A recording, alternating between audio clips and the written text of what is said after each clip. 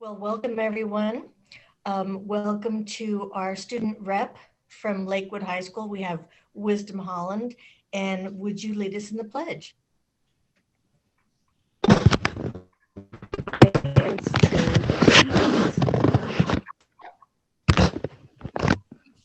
Put your right hand over your heart.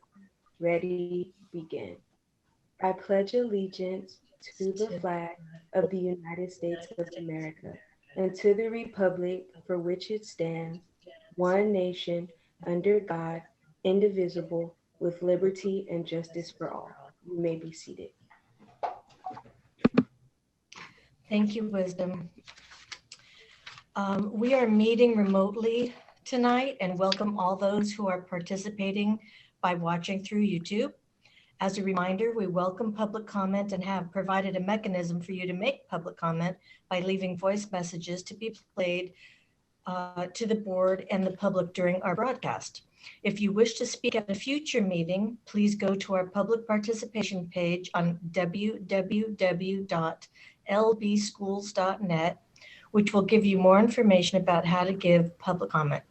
As a reminder, in conformance with the Brown Act, when we hear testimony on an item that is not listed on the agenda, a full discussion of that topic would have to be delayed until such time as the item can be publicly posted in advance as a regular agenda item. The board has been meeting in closed session regarding matters listed on today's closed session agenda and wishes to report that no reportable actions were taken. So as we get started, I would like to welcome our two newest board members, Mr. Doug Otto, Mr. Eric Miller. Welcome. They were sworn in at our last board meeting. This will be their first official board meeting for the whole time. So welcome. You've taken on a big responsibility at a very important time. So thank you for doing that. All right, next on the agenda, we have a public hearing. There is none. Do we have any agenda items for separate action or adoption of the agenda? Move to Move approve. adoption of the agenda. Or second, either one. Second, yeah. Okay, discussion? All in favor, and we will do this by roll call vote. So Dr. Benitez, Aye. Ms. Kerr, Aye.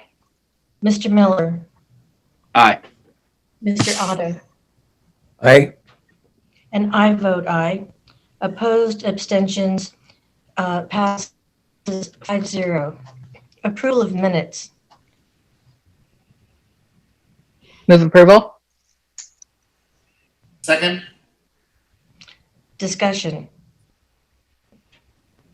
All in favor by roll call vote. Dr. Benitez, Aye. Ms. Kerr, Aye.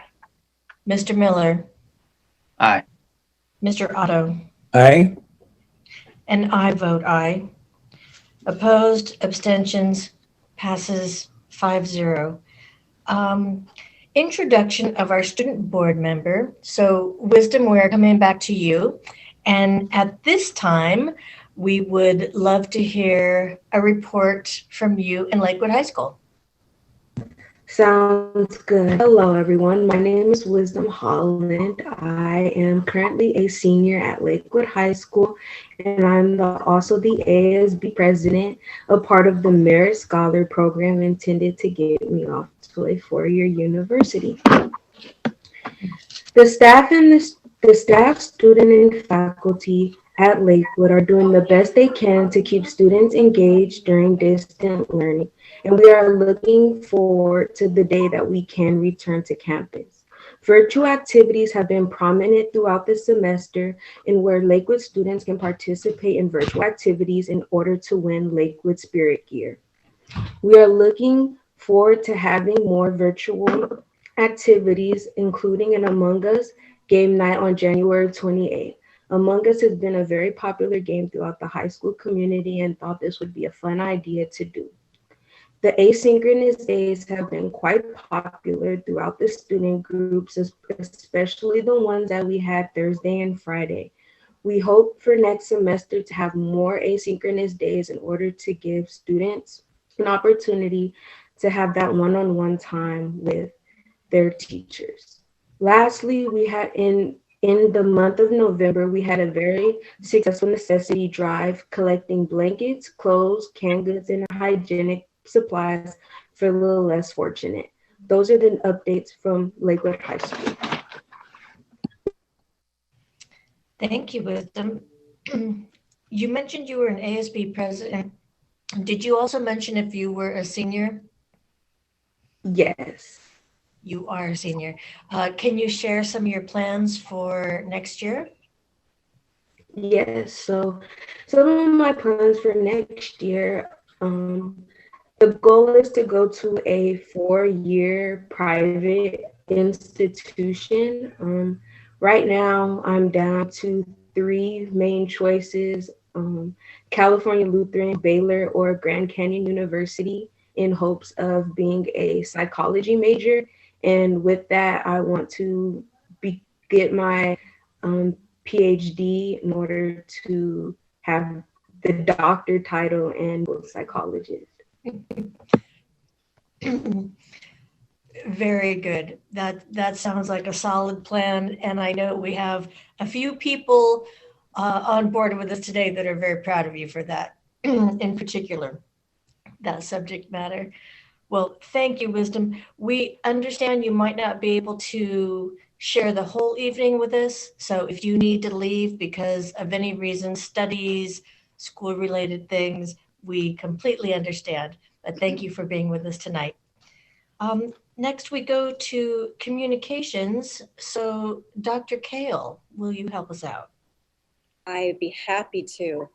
On behalf of the Long Beach School Librarians Association, it is my pleasure to introduce a pre-recorded presentation put together by a dynamic team of teacher librarians representing our elementary, middle and K-8 and high schools.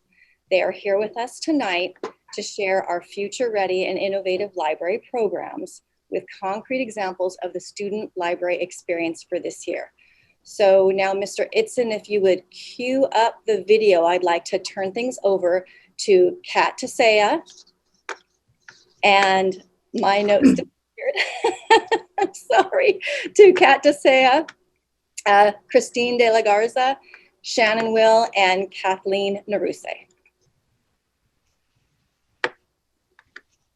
Good evening. My name is Kat Tasea, teacher librarian at Lafayette Elementary School and social media co-chair of the Long Beach School Librarian Association.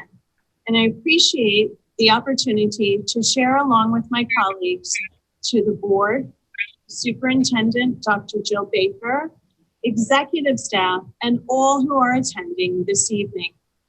This recent quote by ALA to Biden-Harris Education Transitional Team frames the why we are sharing this evening. The Future Ready Teacher Librarian came to our book, but LBUS executive staff and all who are attending this evening. This recent quote by ALA to Biden-Harris Education Transitional Team frames the why we are sharing this evening. The Future Ready Teacher Librarian Framework has served as a roadmap for our professional growth and program planning, providing guidance for the essential and intentional role of school librarians as instructional partners through collaboration and program development. We are thankful to share with you tonight samples of what LBUSD Future Ready Librarian programs look like. Hi, I'm Christina De La Garza. I'm an elementary school teacher librarian, and I am at Hart Elementary and Holmes Elementary. This is an example of a weekly distance learning schedule for an elementary teacher librarian.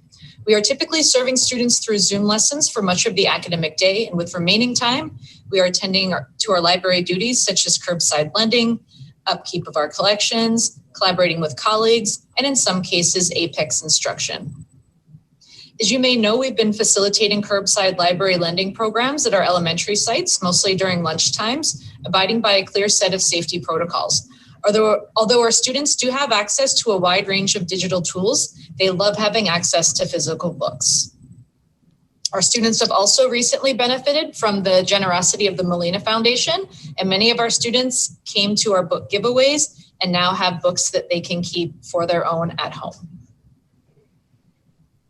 Digital media literacy is one of the most important components of the library curriculum at the elementary school level. Our students are digital natives. They spend a considerable amount of time at home playing games, watching videos, and seeking information online. In doing so, they face a number of potential threats such as cyberbullying, exposure to inappropriate content, and the compromising of their personal information. In a series of digital media literacy and digital citizenship lessons adapted from Common Sense Media, teacher librarians instruct students to interact appropriately online, secure their personal information, and to share thoughtfully and respectfully. This aspect of our work is one that we approach with a sense of urgency, as a student's digital footprint is permanent and carries consequences. Moreover, we stress the importance of balancing time online with unplugged offline activities such as reading or exercising. Our literacy lessons include rich text. Thanks to recent library funding allocations, we've been better able to develop our collections so that they reflect the diversity of our student body. This is a sampling of texts that have elicited rich and meaningful conversations with students this year during my library sessions. Through these books, students have been able to discuss how they've seen a window into someone else's experience or how they've seen their own experiences reflected. These sessions help to strengthen classroom communities and build empathy among students. For an example of a lesson with a strong social emotional component, I recently read this book, I Am Every Good Thing with a Class. And here's a quote from the book that I particularly enjoyed. I am brave. I am hope. I am my ancestors' wildest dreams. I am worthy of success, of respect, of safety, of kindness, and happiness. And we used I Am Every Good Thing as a mentor text to write self-affirmation poems. Many of our elementary campuses will be participating in the One School, One Book initiative, which has been sponsored generously by the Rotary Club of Long Beach. So 5 of our campuses will receive a book that they choose for students in grades K through 3. They get to keep the book and read it at home with family members. The purpose of this initiative is to create a community of readers and to spark meaningful conversations.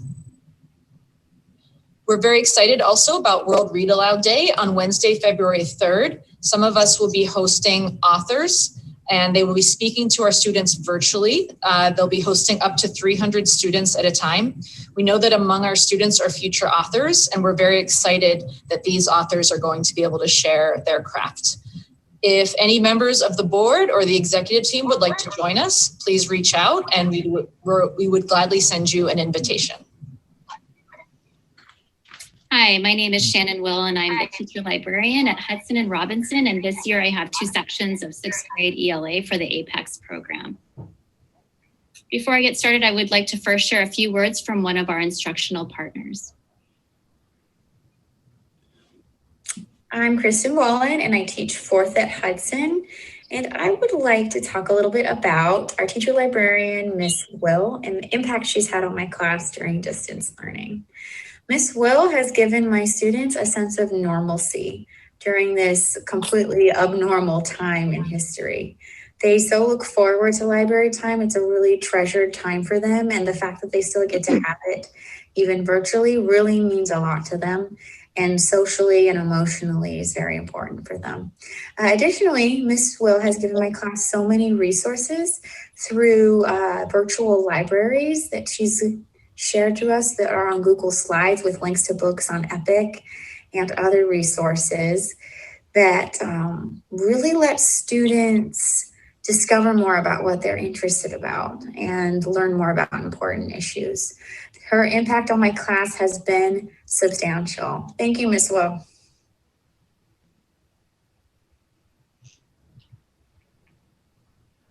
I'm Kristen Wallen, and Teacher librarians often connect their live read-alouds across content and skill areas. This interactive slide and extension that can be used for asynchronous engagement was inspired by the picture book, May Among the Stars, a nonfiction biography about the first Black female astronaut, Mae Jemison.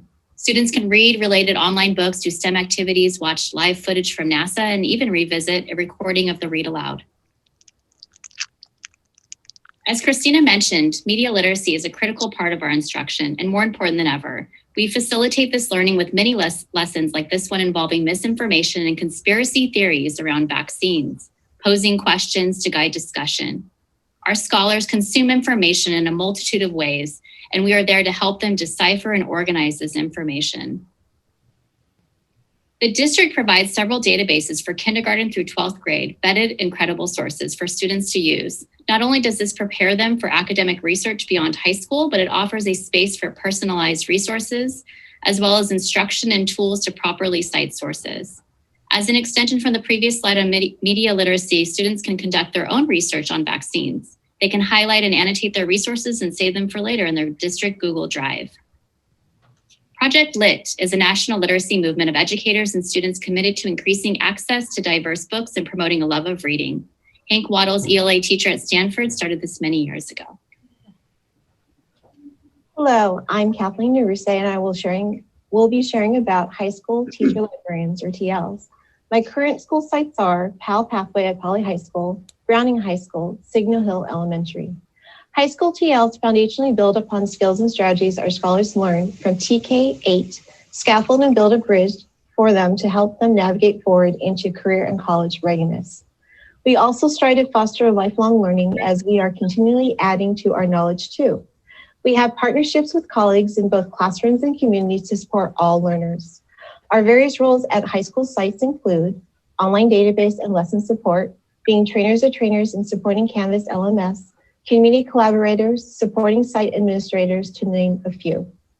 The Power and Partnership supporting fostering a TK through 16 lens, supporting students to have agency in their learning, cultivate community partnerships, personalized professional learning, digital media and informational literacy, career and college readiness with real-world opportunity, supporting SEL and restorative practices. A snapshot into pathway teaming and collaboration includes working together on professional development for colleagues, attending Fall Q and other professional conferences, and workshops for additional asynchronous and synchronous lesson ideas. As Ms. Sato states, teacher librarians are vital in creating an academic environment for all of our students, key in bridging the gap of digital literacy. Collaborating and teaming with classroom colleagues, for example, team lessons and soft skills in a virtual environment, accessing credible sources to learn about US Supreme Court landmark cases or about different careers opportunities and educational level needed, and having the opportunity to create resumes and cover letters. Additionally, TLs K through 12 have been creating modules for lessons and posting on Canvas Commons for easy transition into colleagues' Canvas courses. Ms. Ibana states TLs are restorative, caring, and innovative, and a valuable resource on campus. TLs also modify in-person opportunities into virtual ones, such as our mock interviews coming up in February with Long Beach Call, where students learn how to put what they have learned into real-world practices and share written documents such as resumes or their cover letters. As Ms. Fujikami shares, teacher librarians allow LB Call to reach students directly and coordinate opportunities that benefit students and make it meaningful to our business partners. If interested, please join us. Resources and future teaming opportunities with higher educations are some of the next steps high school TLs have been working towards. As Ms. Ashbrook shares, high school TLs strive to input the knowledge and skills our students will be need in college. We are also developing a library bridge program that focuses on building relationships between high school TLs and LBCC librarians. Our partnership is flexible with Long Beach Public Library and Mobile Studios. Our face-to-face teaming have shifted to planning virtual ones. As Mr. Sheridan shares, this keeps students, scholars connected to the Long Beach Public Library resources and collection and fostered in students the ideas that they continue to be surrounded by a community that cares about their success, their learning, and their well-being. Additionally, our scholars as experts can share resource information with parents and members in their community on LBPL resources. These connections are valuable to show students the variety of agencies and people that make up their community. Leading beyond the library. The connection to what is happening in our libraries and integration of site and district level initiatives is exciting and invigorating for teacher librarians. These kinds of instructional partnerships raise the viability of librarians at our schools. It is because of the support around us, given by administrators, district and curriculum leaders, and the superintendent, who listen to teacher librarian ideas and promote them, who include TLs in PD and policies, that we have permission and platforms to do amazing things to lead beyond the library. Our TLs design lessons to co-teach and collaborate in LMS and provide support and guidance to teachers, administrators, counselors, and staff. They've been a bridge between curriculum, student engagement, and technology integration in professional development, all the while holding multiple credentials. TLs are well positioned to be at the leading edge of digital transformation of learning. To quote Shayla Brown, an SEL TOSA at Lafayette and former first grade teacher at Jackie Robinson, right now we have librarians who are taking up this charge and pioneering ways forward for our schools. Students thrive when they have books they can feel in their soul, when there's a caring adult who sees them and can recommend the perfect author at the perfect time. School librarians make this happen and more. Teacher librarians want to be essential partners in the important work of restoring and reimagining school for Long Beach Unified School District students, teachers, and entire learning community.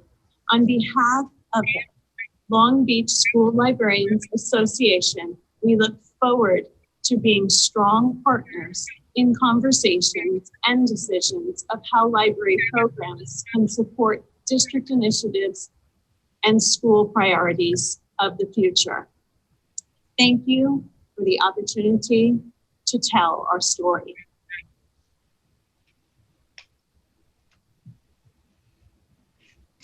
And thank you.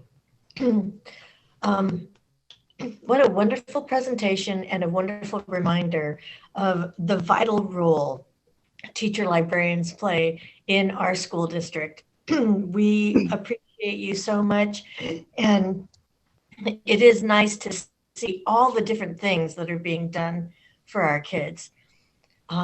Did somebody else, it's hard for me to see sometimes on the screen if somebody else had a question or something. So yes, Dr. Benitez. How do we take you up on the offer to come join you? Who do we contact? How do we make folks aware? I think I know my colleagues would be interested in this. So how can we be a part of it? Fantastic. We can send you a link with the scheduled authors that we have, and then you can sign up right through there. So we'll be sure to do that with the different sessions for February 3rd. Thank you. Thank you so much.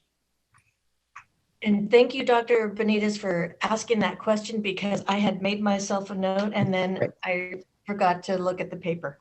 But as soon as that slide came up, it was exciting, because that's one of the things that we love about being involved is reading in front of kids. And even if we have to do it virtually, at least we'll be reading to kids. Well, we're sure to sign you up for not only the World Read Aloud Day, that's where authors are invited in, to invite you into those sessions, but also we have Read Across America and Career Day. So I see a lot of nods. Be ready for an invitation to link for that. So thank you. Great. Yes, Ms. Kerr. Yeah, I just wanted to say thank you. It's good to have you with us. It's fun to see a different screen with more faces. So welcome to our Zoom. And you know, you went through, we talked about digital literacy early on when we had to go to distance learning. And I know that that's work that teacher librarians have always done, but it seems you've stepped it up especially.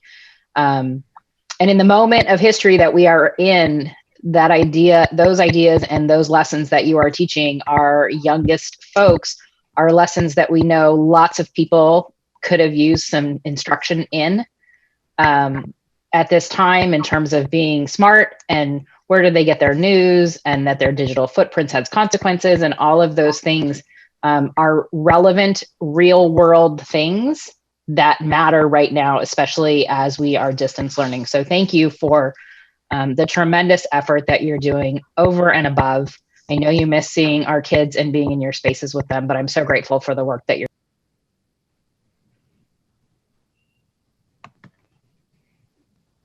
Okay. Well, oh, yes, Mr. Otto.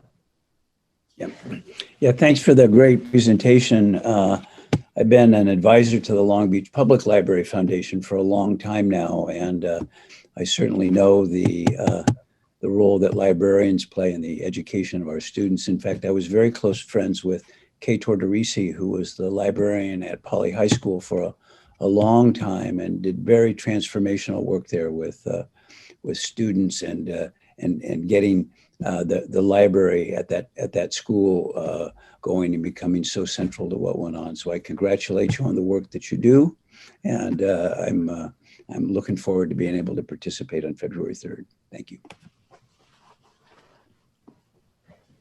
Thank you. Thank you for the opportunity to be a part of the board and present this evening. Well, thank you for joining us.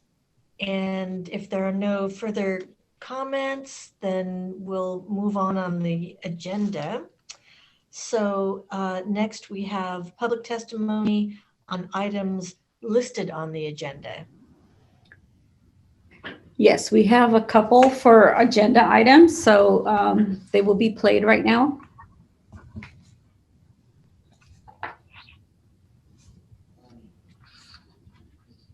Hello. My name is Theodore Greer. I am addressing the reopening of school for school-aged children. I've served in the military for 26 years, and in my 26 years, I've seen combat several times. In that time frame, one thing that is always present in our mind, to treat each person the same. We're not going to run into a dangerous situation because we know that there's danger there. So we put controls in place so that we minimize the people that are affected by this danger. And you reopening the schools, you are putting people's life in danger. Right now, California is still one of the states that has the largest number of coronavirus cases. We should learn from Florida. Florida has been going to school now for approximately 6 months. And in the 6 months, the number of children with the coronavirus has risen. This should be an example to us that we should not open the schools and put our teachers and our students' lives in danger. Already, California has no room in the emergency rooms for new cases. We should put that in consensus in our mind also.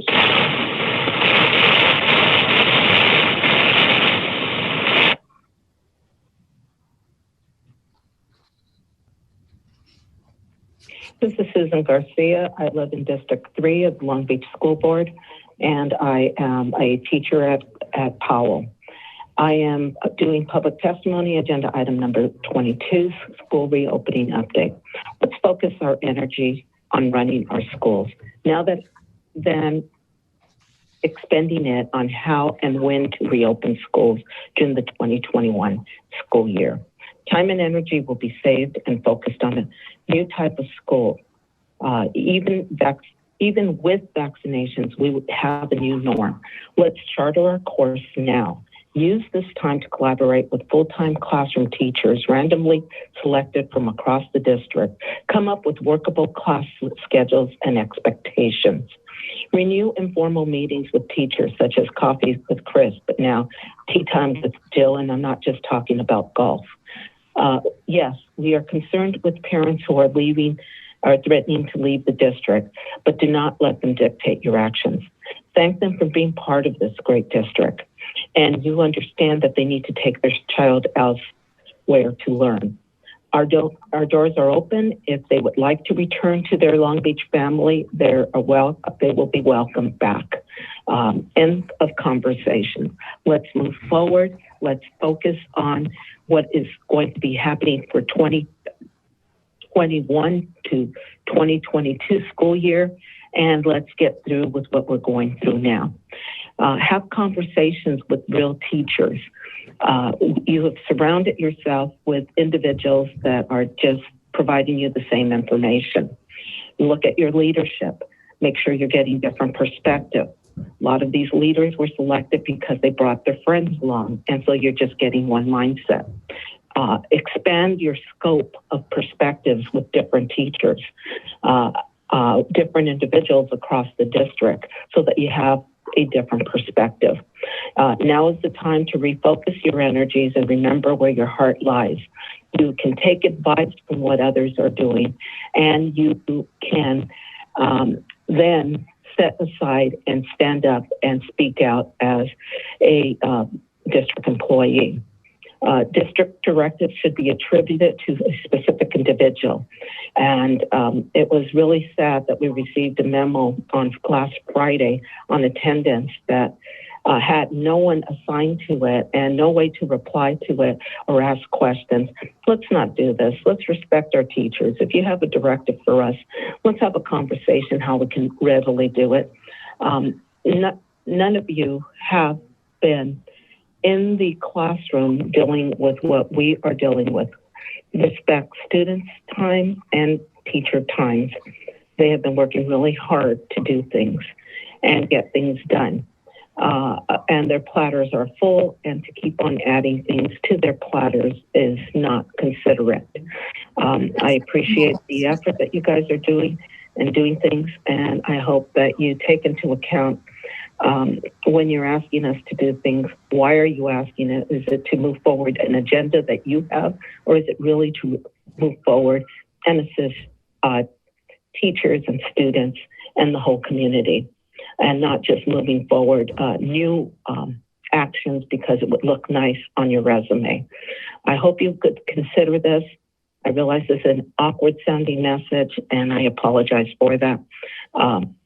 But thank you for your time, and take care. Bye.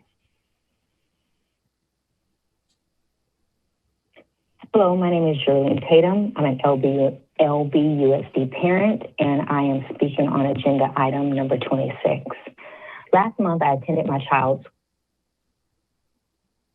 We reviewed and approved the student plan for student achievement for 2021. Yet I did so with hesitancy because our plan did not have any accommodations for learning loss that have taken place during this pandemic school year, nor did it spoke as if we would be back in the classroom in the fall. I've noticed that over 30 schools, that the school plan for student achievement for over 30 schools will be approved today. Is the assumption that we'll be returning to the classroom? Have those plans been written addressing the effects of the current state pandemic learning is having on our children? I know we've been told that this is a learning document and that it is changeable, but will it be changed? Since this document speaks to how funding is to be allocated across the district, shouldn't it reflect our current realities? Shouldn't it reflect what our reality is going to look like next year due to the effects of this pandemic? Thank you, Jerlene.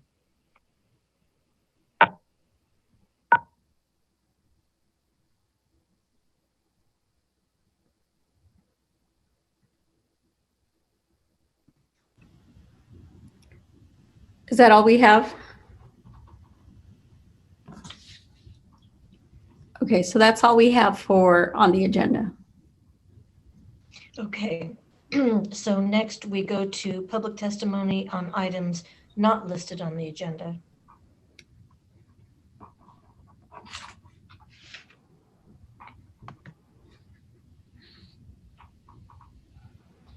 Hi, I am calling in regards to the CCT program over at the Head Start and CDC programs.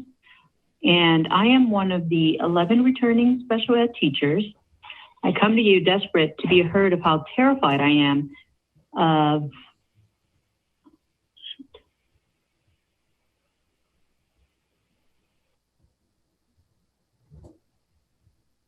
Good evening. My name is Jessica Wheeler, and I am addressing an item not on the agenda. I am a special education specialist in one of the 11 CCT programs scheduled to open January 19. This concerns me greatly, one, because we are opening in the middle of a pandemic in a time when hospitals are out of capacity and there are opening parking lots to host our patients. I am a teacher, but I am also a mother. My safety and the safety of my family is most important. My only option at this point is to take a leave, but that does not stop the spread of COVID in the programs. If anything, it is harming the children even more, as they would have to have an untrained sub to step in. I have asked multiple staff from different sites to share how they really feel, and safe was not the answer. I truly don't feel that we have sufficient safety measures and protocols to expand the program at this time. Second, I want to bring up the lack of training and support for the CCT teachers to ensure a smooth transition and success. Most of us teachers have not met our co-teachers, but we are expected to return and co-teach the 19th. We are given 1 day prior to establish relationships, collaborate, plan, learn safety protocols, and prepare. Because special education specialists are going into a state-funded program, we are asking to be trained on licensing mandates and regulations, class and performance standards, ASQs, and curriculums for Head Start. Giving us resources pages and simply saying, ask your co-teacher response is not acceptable. We are going into these programs with students with special needs. We need to know all the procedures and regulations to best meet their needs. I don't have a definite solution, but I do have suggestions that are essential to start the CCT program prepared, safe, and orderly. Shut down the program for in-person, like the surrounded districts have. These programs are federally funded for low-income students, and now for special needs students. It is not for essential working families. Allow this surge of COVID to mellow out. Prioritize the health of all of our staff during this terrifying pandemic. Allow the teachers the opportunity to get vaccinated, both vaccines before reopening. And meanwhile, feed our brains. We are begging for training. I appreciate your time, and I hope that you can hear through these messages my anxiety, my frustration, and my plead for the safety of all involved in this program. Thank you so much for your time. Hello, I'm an LVUSD parent, employee, and community member. This is a non-agenda item. I come to you today, and it saddens me to come here to speak up against the district that I once loved and trusted. I'm appalled at how the district has treated their students and employees during this pandemic. You sit in that room and boast how great your district is, and you toot your own horns. It is not about you. It is about our students. Your success should be measured by how your at-promise students are doing and how you're treating every employee, not just the ones that are protected by a union. Take a look at how many students are failing right now. Take a look at how many students are isolated daily, and you are doing nothing to help them. The district uses slogans like all means all, you matter, and equity is everything. It is too bad that these are just slogans and are not true practices for the district. Shame on you for treating your non-union employees like their lives don't matter. You have forced these employees to report to work every day, even during the deadliest COVID-19 surges. You pretend that it is safe when it has been proven it is not. You pretend to hear our voices and our concerns. Your action speaks volumes. You allow school nurses to work from home from the comfort and safety of their homes in the middle of the worst mental health and medical health crisis that we have ever seen. You continuously make decisions based on your own personal agenda. How about you try to follow the state and Long Beach Health recommendations, safer at home order? If you can work from home, then do so. All employees can and should be working from home, just as we did in March. I challenge each and every one of you in this room to get up from your chairs and out of your protected bubbles and go into the homes of our struggling students. There are thousands of them. I challenge you to witness firsthand what these families are going through. You need to see with your own eyes that it is not enough to give these students Chromebooks and hotspots and expect them to succeed. These families are in survival mode. These families need support on many levels. These families are living in trauma and fear. You need to give them resources. You need to give them access. Stop just telling them everything is online and online only. Help these families. I challenge you to treat all employees equally with the same dignity and respect that they all deserve. Take a look at the surrounding districts. LAUSD, Bellflower, Unified, and many more all have their employees working from the safety of their own homes. You continue to push and push our students and staff members. The only thing you are doing is pushing us away. I am pulling my children out of this district. The COVID-19 numbers continue to rise because you refuse to help stop the spread. LA County COVID update today stated January is a critical month for action. COVID-19 kills someone on average every 8 minutes. There are outbreaks everywhere, including schools and workplaces. And yes, many in the LBUSD, schools and workplaces.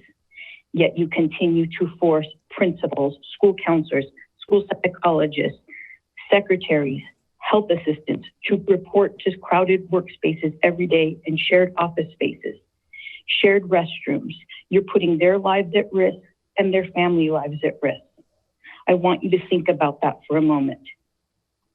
At what cost? What are we trying to prove? Help stop the spread, treat everybody equally and fairly. At this moment, hashtag not proud to be LBUSD. Thank you for hearing me. LBUSD employee, open discussion, items not listed on agenda. Good evening, members of the board. I am an LBUSD employee. I want to address office staff and administrators having the option to work from home. A few months ago, I was mandated to quarantine at home due to a possible COVID exposure on my school campus. I am just one case from many LBUSD employee cases. I know students need us on campus to help with meal distribution, Chromebook and hotspot troubleshooting, and in some instances to conduct home visits. I suggest rotating office staff at school sites so we can reduce the spread of COVID-19. Another suggestion is to close a percentage of schools for a few weeks and only keep a few sites open by region. At the moment, my job is the only place where I am at a daily risk of contracting COVID and possibly spreading it to coworkers and my immediate family. I will never forget the district's response to COVID-19 and the lack of empathy they've had for their employees during this pandemic. Hashtag not proud to be LBUSD. Allow us to work from the safety of our home. Thank you. Hello, I apologize. I'm using a second message because the first seemed to have gotten cut off. My name is Lenora Villegas, and I am leaving a comment regarding the matter of teachers going back to teach in person. No teacher should be forced to participate in in-person learning, especially when online learning has proven a successful and safe alternative for teachers and students alike. First and foremost, in-person learning is still not safe. COVID-19 has not gone away. In fact, it has only gotten worse, especially in the highly populated California counties. COVID is just as dangerous as it was before, and any action in forcing teachers to go back to in-person learning is a reckless disregard for their health and safety, as well as the students. The CDC guidelines for safe in-person learning require that all adults and students wear masks, citing the fact that not all children will be able to do this and as such may not be able to participate in in-person learning. It is too much to expect such young children to be able to keep their masks on at all times and practice social distancing.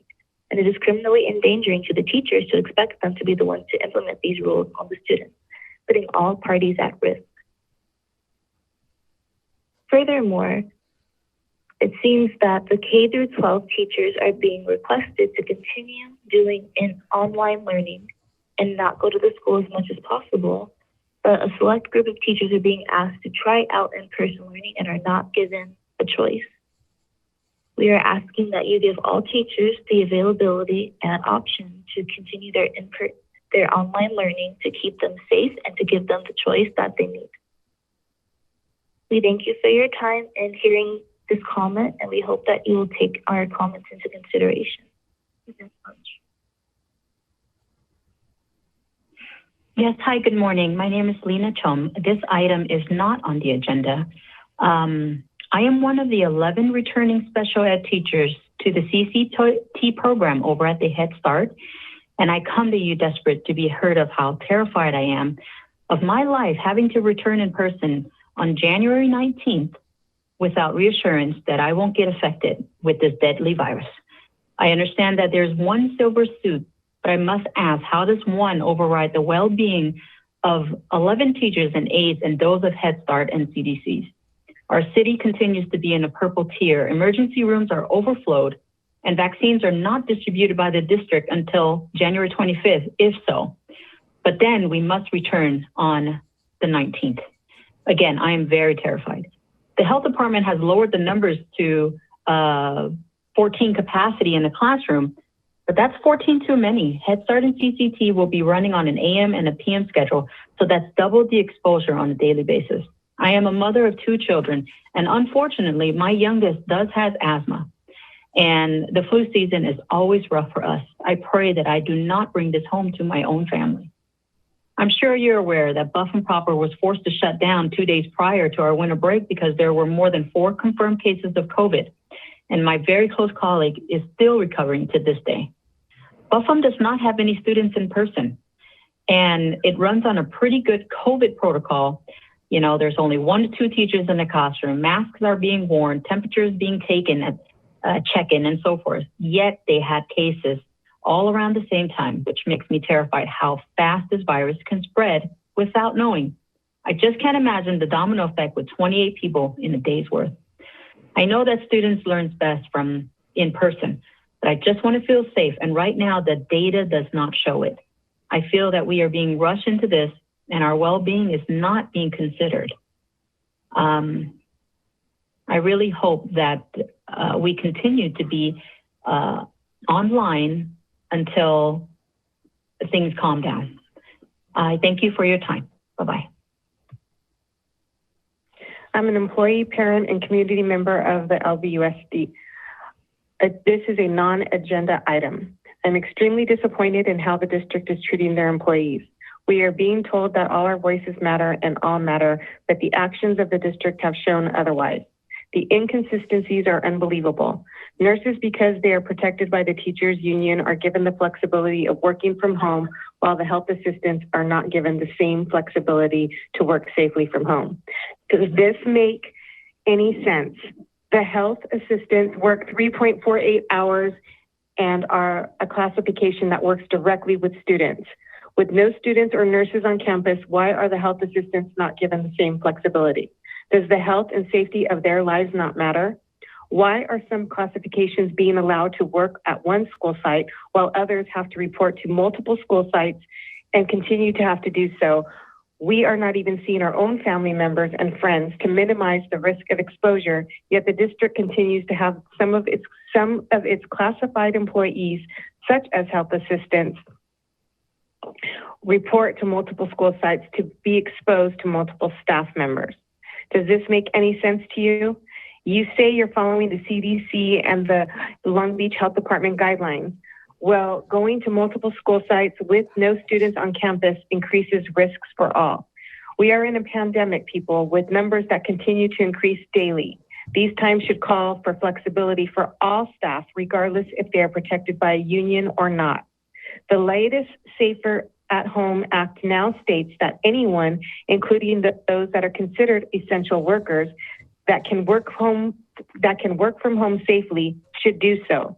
Yet our district continues to ignore these orders and put their employees and communities at risk. You, LBUSD, are contributing to these increasing positive COVID numbers and the extreme burden on our local hospitals. The morale is down, your employees don't feel heard or cared for, all because you guys choose to do so. You have record numbers of people taking medical leaves and doing what they need to do to protect their own health and those of their families because you choose not to. It is a sad and disappointing time to be an LBUSD employee. Thank you for your time. Hello, I am addressing the item that is not listed on the agenda, the CCT program, that is the Collaborative Co-Teach program. I am a special education preschool teacher who is assigned to the Collaborative Co-Teach program at the Holmes CDC. There are 11 preschool teachers who are in this assignment, 6 CDC and 5 Head Start. I am concerned because the daily new cases of COVID-19 and fatalities are higher than they were when the entire district was closed back on March 13, 2020. I'm concerned about how I will be able to follow the district's recommendations on keeping staff safe, such as only one person is in a room at a time, using phone calls and emails to communicate rather than face-to-face, when I am in a setting with multiple adults in the classroom at the same time. I am concerned because the coronavirus has proved to be quite selective in who becomes extremely ill, who is left with lingering problems post-recovery, who recovers relatively quickly and easily, and who dies. I am concerned because I am not sure how well the other adults in the classroom that would be with me at the CDC are socially distancing, especially after an email received from the CDC director. I am concerned because parents have to choose between ensuring their little ones are safe and healthy and keeping the teacher their child has become accustomed to and comfortable with. I am concerned because of the interruption in learning this will cause for the students whose parents choose to remain online, as a new teacher will be assigned to those students. I am concerned because of the laissez-faire attitude demonstrated to families that their kids will bounce back from this huge change their child will experience if their parents choose to remain online. I am concerned because only 2 of my families have decided to return to in-person teaching. All of my students need and deserve a seamless educational experience in order to thrive. I am concerned because a half-day program doesn't appear as though it would serve the essential worker parents. Wouldn't those parents need a full-day program to cover their 8-hour workday? I truly feel it would be in the best interest of all to protect your employees and close down at least the half-day program at the CDC and Head Start until such a time when all can return safely. Remember, all is supposed to mean all.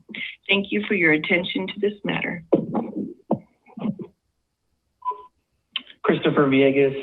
I'm calling in regards to the teachers being sent back to school instead of online learning when COVID is still very much a present danger to both students and the teachers that have to teach them. It seems like they are going back really quickly when it seems like the cases are getting more and more severe every day. And I think that only some of the teachers are being asked to go back and not all of the teachers, which is, I mean, at least in my opinion, it's a kind of a bit of a discrimination. If all teachers, or if at least the K through 12 teachers are not required to go back to in-person learning, then why are our special education preschool teachers and Head Start teachers having to go back to in-person learning? These kids need special attention and need even more, attention from all the different people that they can't get that same kind of experience with in-person learning. I mean, you're talking about no aides being there. You're talking about the assistants having to be in the same room. it gets too many people in such a tight little room, not to mention the fact that they'll be required to wear masks. And most adults, let alone teens and young kids, don't want to wear the masks while sitting inside of a confined space. So it's going to be really hard for these teachers to manage. So for the safety of both our teachers and the future generations of our country, I strongly suggest that you guys do not have the teachers go back to in-person learning until this COVID spread has subsided. Thank you very much for hearing me out. Have a great rest of your day. Bye-bye. I'm Dr. Christine Kelly, President of the Teachers Association of Long Beach. Good evening, board members and executive staff. I'm addressing the issue of opening the collaborative co-teaching program next week in the midst of the surge of COVID-19 infections. Now that school districts are testing students, we have a better idea of what part children play in this pandemic. LA Unified did open for 4,000 students, only to shut down again because of the increase in cases. It turns out that most of the children tested at schools in LA Unified showed no symptoms. However, out of 525,486 students tested, 57,208 were positive. I applaud your decision to mandate mask wearing and prohibit large gatherings at school sites, but that is exactly what opening this program will involve. Multiple support people, 2 teachers, and students who may have issues that make it impossible for them to wear masks. Many of these students have medical conditions as well. We are currently in the midst of a serious surge of COVID-19 cases. Memorial Hospital is treating patients in the parking garage. There are wait times of up to 20 hours in the emergency room. There's talk of rationing care. People need to stay home, not driving people to school, getting gas, or picking up dry cleaning. They need to isolate and stay within their bubble if we're ever going to get control of this virus. Our infection rates are soaring, and we have had cases in most of our CDC and Head Start sites, but vaccinations are on the horizon. Protect our teachers, staff, and families. Close Head Start and CDC sites. Postpone opening the CCT program until the surge calms down and we can get our teachers and staff vaccinated. The sooner we can do this, the sooner we can get back to our new normal. Remember your slogan, to go slow, to go fast? That's what we need to do here. Thank you.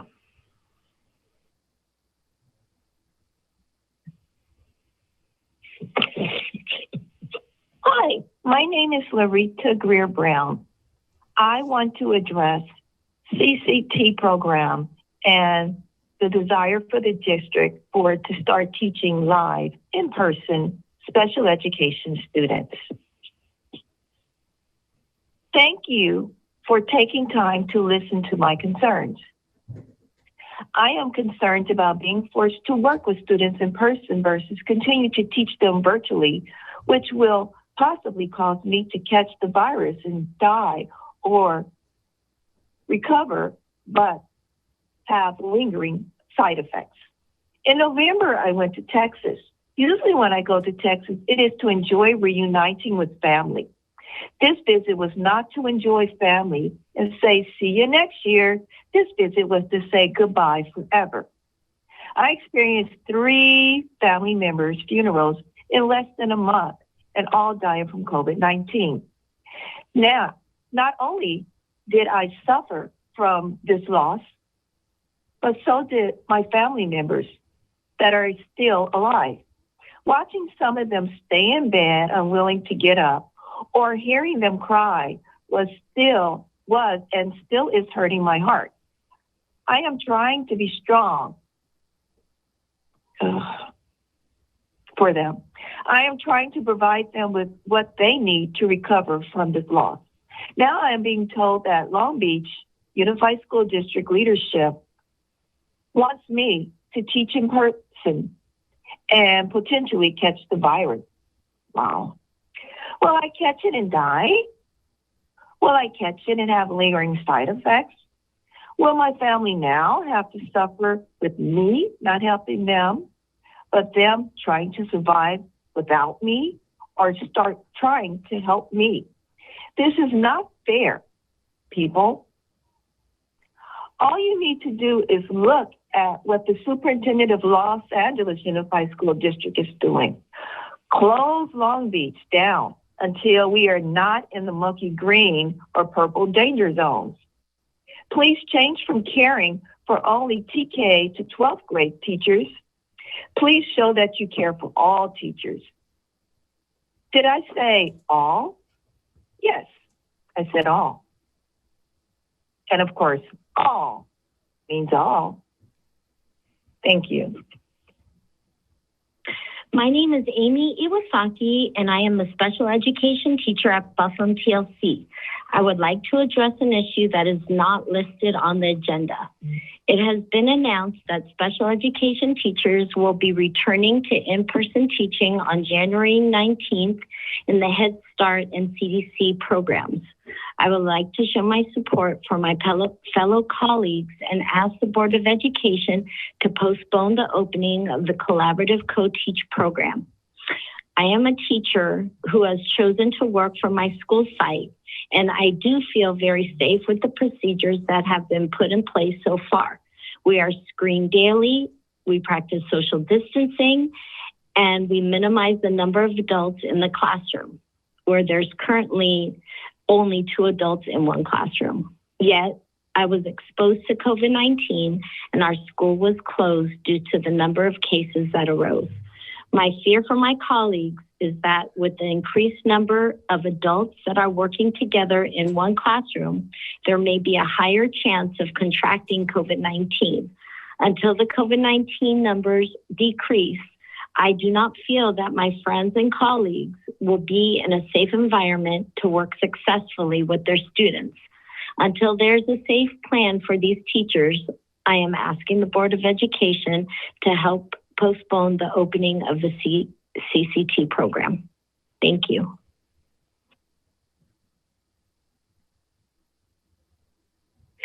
Hello there. My name is Virginia Comenda, and I'm addressing a topic that is not on the agenda for this meeting.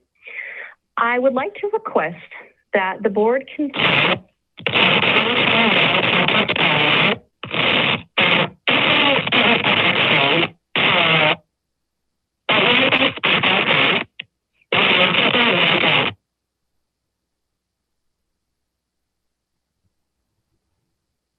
Candace Cook, items not listed on the agenda. My name is Candace Cook, and I am one of the 11 CCT teachers that are being mandated to return to work on Tuesday, January 19th. I am also, like so many, someone who has lost a close family member due to the COVID-19 pandemic.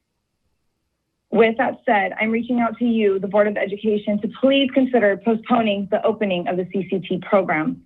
I'm not asking for a permanent postponement, but at least postponing the program until we have the chance to vaccinate ourselves. It seems absurd to be sending us back when the numbers are not decreasing, but increasing. You're asking me and my coworkers to put our lives, the lives of our families, and our students' families at risk, even with a vaccine being offered in weeks to come. Now that the district has been given a date of January 25th for teachers to receive the COVID-19 vaccine, I feel that it's only right to wait. Give those teachers who want to be vaccinated a chance to do so before sending them into the classroom with students. I'm not sure if you are aware of the amount of individuals that we are being asked to come in contact with on a daily basis. Head Start works on an AM/PM Monday, Tuesday, an AM/PM Thursday, Friday hybrid model, which allows for 14 individuals, students and teachers, during both sessions. That's 28 individuals on Monday, Tuesday, and then another set of 28 individuals on Thursday, Friday. Not to mention parents, bus drivers, service providers, etc., that we will be coming in contact with. All I'm asking is that you allow us the chance to protect ourselves, feel safe when coming back into the classroom, vaccinated. Please take my call in consideration, and please try and wait for the vaccines to come out and allow us to come in feeling safe. Thank you for your time. Hello, my name is Jacqueline, and I am a teacher in Long Beach Unified School District. I'm calling today to talk about an item not listed on the agenda, which is the opening of the CCT program next week. Some of our staff members were notified that they will have to begin in-person instruction on January 19th as part of the Preschool Collaborative Co-Teaching Program, or CCT program. It was surprising that they are being asked to teach in person since Los Angeles County was still in the purple tier with COVID cases on the rise and hospitals being overwhelmed and over capacity. In December, we were reminded about safety protocols, and our site was making sure that we were at least 1 or 2 people in a classroom to prevent the spread of the virus. During the week of December 14th, our school site was beginning to report positive COVID cases, which required our site to close on December 17th and 18th. In addition to the school closure, I received notification that I was possibly exposed, so I had to take extra precautions at home with my family until I could get a COVID test. Now, we have even stricter protocols at our site, which include eating by ourselves, staying in our classrooms as much as possible, and consider working from home every day. My colleagues who were sick spent winter break recovering from the virus, and one of my colleagues who I've known for almost 20 years is still recovering to this day. The CCT teachers are being asked to teach in person full day with AM/PM shifts 4 days a week with 1 day of virtual instruction, which is different than the proposed hybrid schedule that was outlined in August. The CCT classrooms will ultimately be exposed to at least 28 adults and students each day. How can our school site have so many restrictions while at the same time require our CCT teachers to start in person without the same safety protocols? Our students have a distance learning plan of virtual instruction, which is used in states of emergency like the global pandemic, that outlines virtual instruction until schools are safe to reopen. I am asking the board to please consider postponing opening the CCT program for now. We are so close to getting vaccinated and slowing the spread of the virus. What is the rush to open these classes next week? Our students and families have been through so much. The only constant right now is the teacher who has virtually seen them every day since August. Thank you.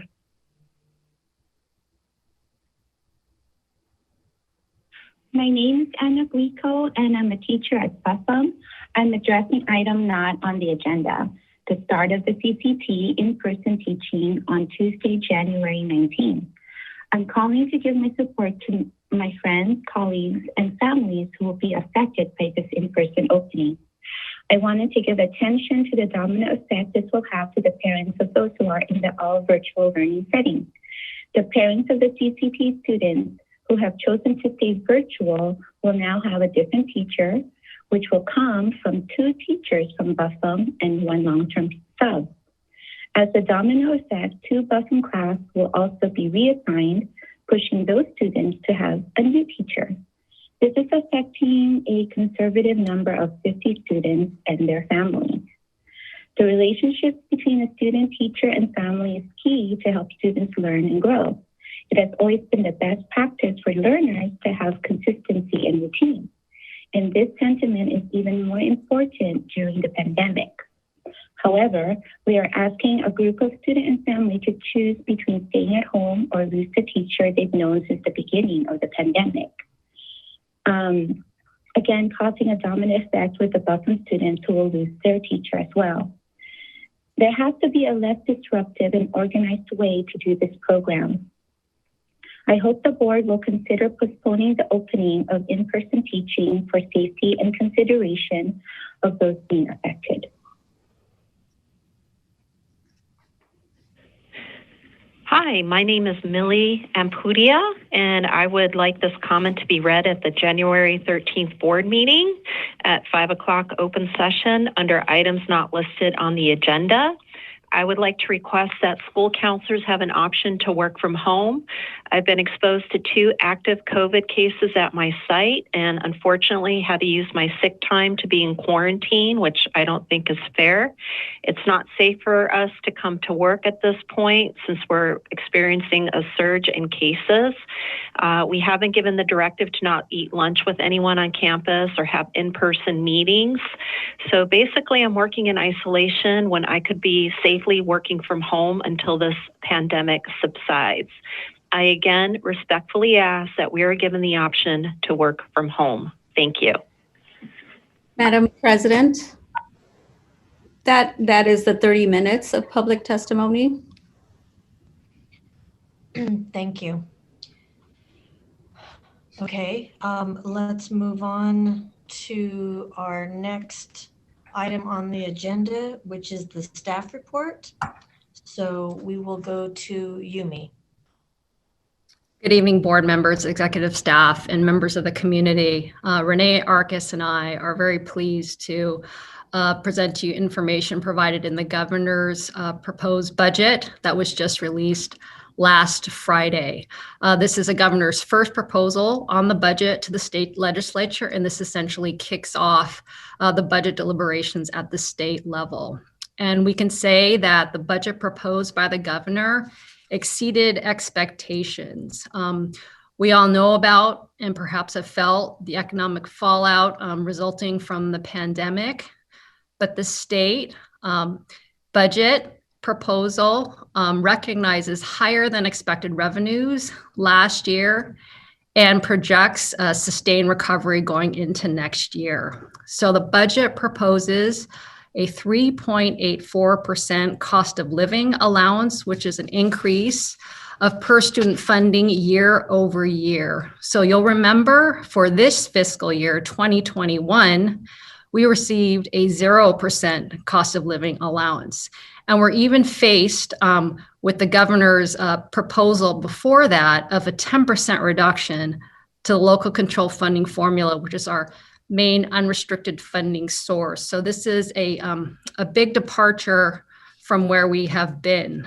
The governor also proposed one-time funding of approximately $4.6 billion to mitigate learning loss and to provide interventions for our low-income English language learner students, foster and homeless youth. So we anxiously await details on that proposal.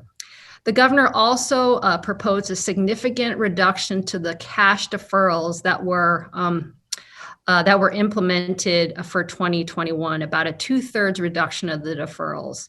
And deferrals are essentially an IOU issued to school districts, basically saying you can spend the money, but we're not going to pay you on our regular payment schedule. We're going to give you the cash later, either later this fiscal year, or we're going to push the cash payments into the next fiscal year. So this proposal really assists us in our cash position, and we don't have to float money from our own reserves in order to pay our expenses. So this additional funding would assist us in addressing our structural budget deficit.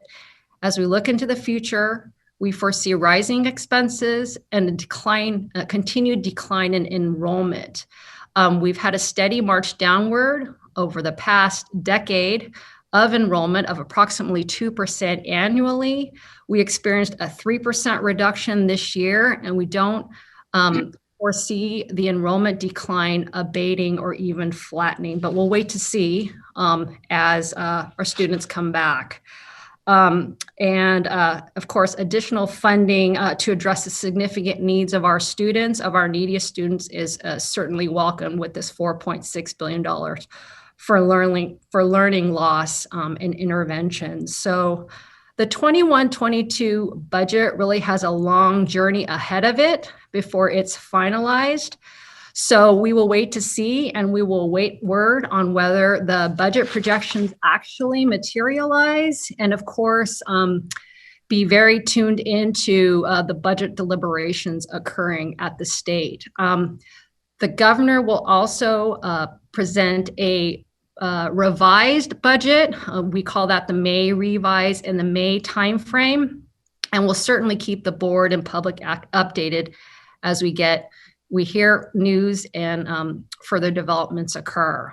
The governor's budget also referenced the second tranche of federal funding from the second relief package.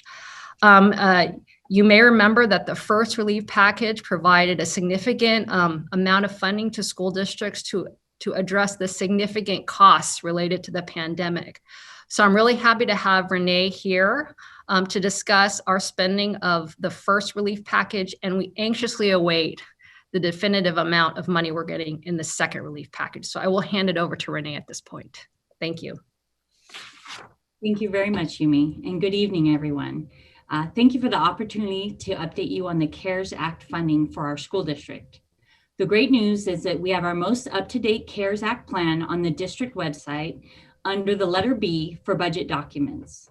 Tonight, I'm just going to share a little bit of information about where we stand currently.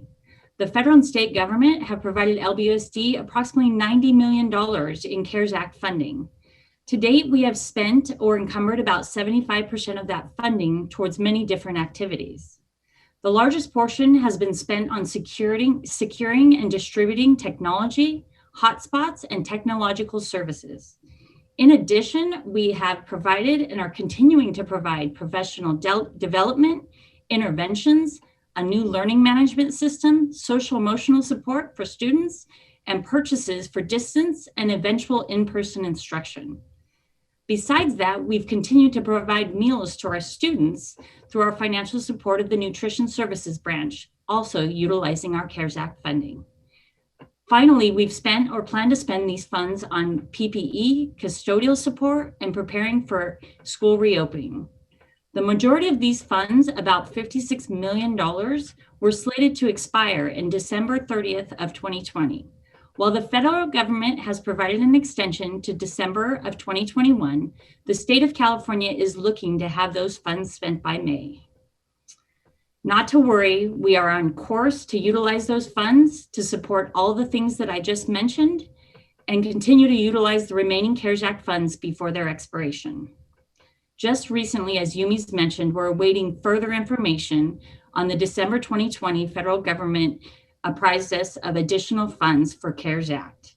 While we await additional information regarding expenditure timeframes, amounts, and how we're going to be able to spend those funds, we will continue to keep you updated as those details become available, and we'll continue to update our plan online so our community members are also aware of how we're going to utilize those funds. Thank you, Renee. So as you just mentioned, that information is online on the money we've already spent. On the money, our plan. So our entire plan's online on how we anticipate spending the money. And it's available under, again, B, under budget documents. It's the very last, it's CARES Act plan. Thank you. Okay, I'm going to check here and see if we have any questions from our board members. Dr. Benitez.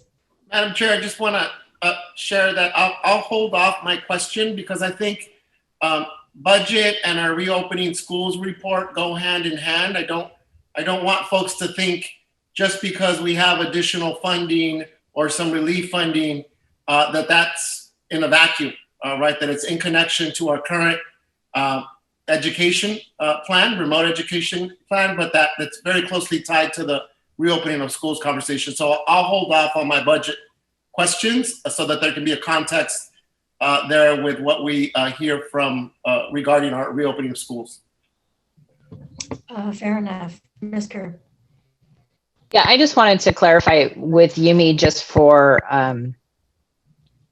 everyone's, so when we hear more money, we always say, yay, more money. We are talking, the governor's plan is talking about the 21-22 school year. So this is the state budget that doesn't get signed until June. So the additional funding, the increase in COLA, the one-time money for learning loss, and the reduction in deferrals, that's all not set in stone until something is signed in June. Correct? Correct. So the legislature has a chance to come back now to the governor and say, yeah, that's a great plan, but we have these ideas. So the negotiation starts on all of that money that you just talked about that we look forward to an increase in is money for next year, not money for the current year, correct? Correct.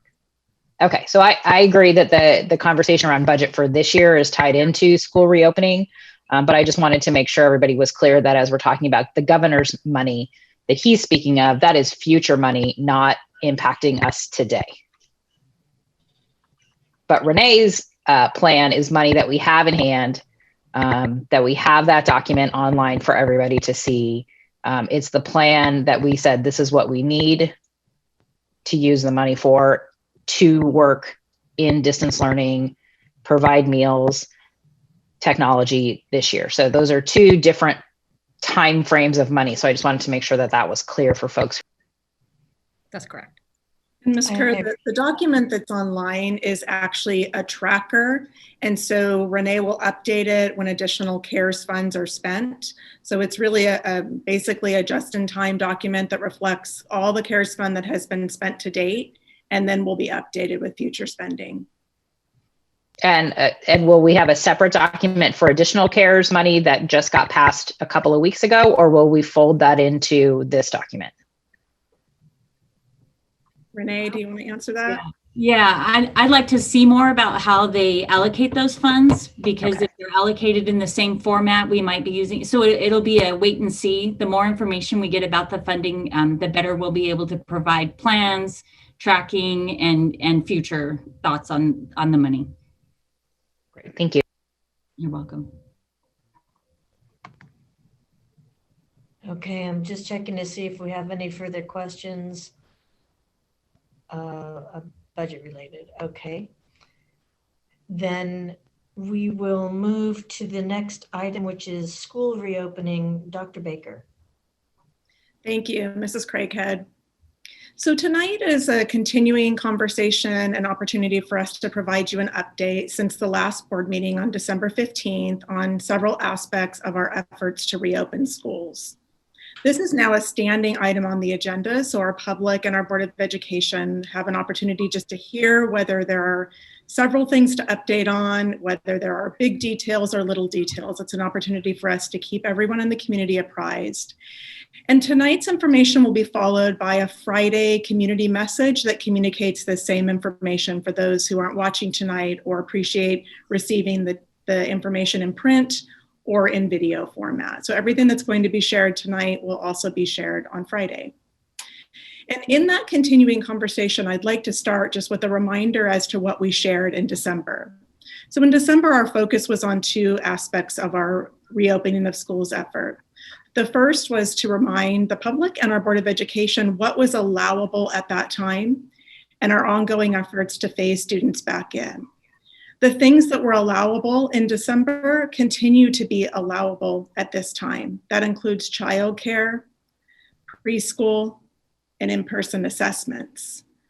So we've heard much public comment tonight about those childcare services in preschool. I want to acknowledge that we have had teachers working across the district, support staff, principals, classroom supporters, and instructional aides working with students since August. We have approximately 1,700 students right now that are either in a kids club, a CDC, or a Head Start childcare setting who are receiving services, most of whom are there because their parents are essential workers. And so this is a way that we can support families in the community who need the services to be able to go to work.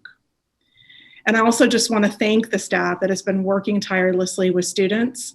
There have been many challenges, and the health and safety has been of utmost importance to us. We have implemented every single thing that we could to keep students and teachers safe, and we have responded appropriately. We have done contact tracing and actively pursued any reports of COVID that have been brought to our attention. And I want to thank the staff who works on that every single day to ensure that we address concerns and reports of COVID and take action on those reports. Since December 15th, I have a few updates, and then I'll be passing to Dr. Brown, who will discuss some health and safety issues that go with my updates. So during our winter break, the second week of winter break to be exact, on December 30th, Governor Newsom announced a new plan called the Safe Schools for All Plan. It was his effort to encourage teachers to come back and students to come back into school buildings for in-person instruction. And it's based on 4 pillars. Those pillars are additional funding, which is an incentive to bring teachers and students back into school buildings. The second pillar is safety and mitigation that includes PPE and testing. The third is an offer of oversight and support from the state. And lastly, transparency and accountability, that the state plans to have a dashboard that they use for the public to access additional information about COVID cases.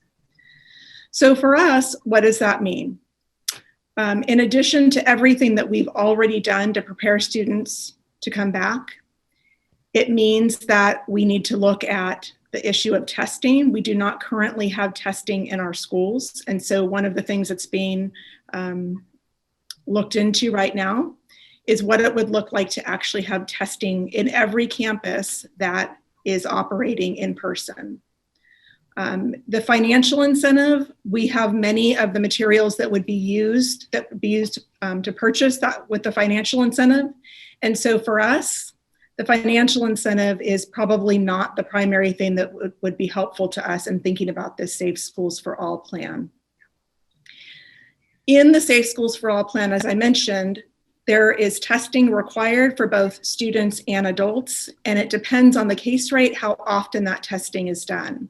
That requires an infrastructure in every school building to administer those tests.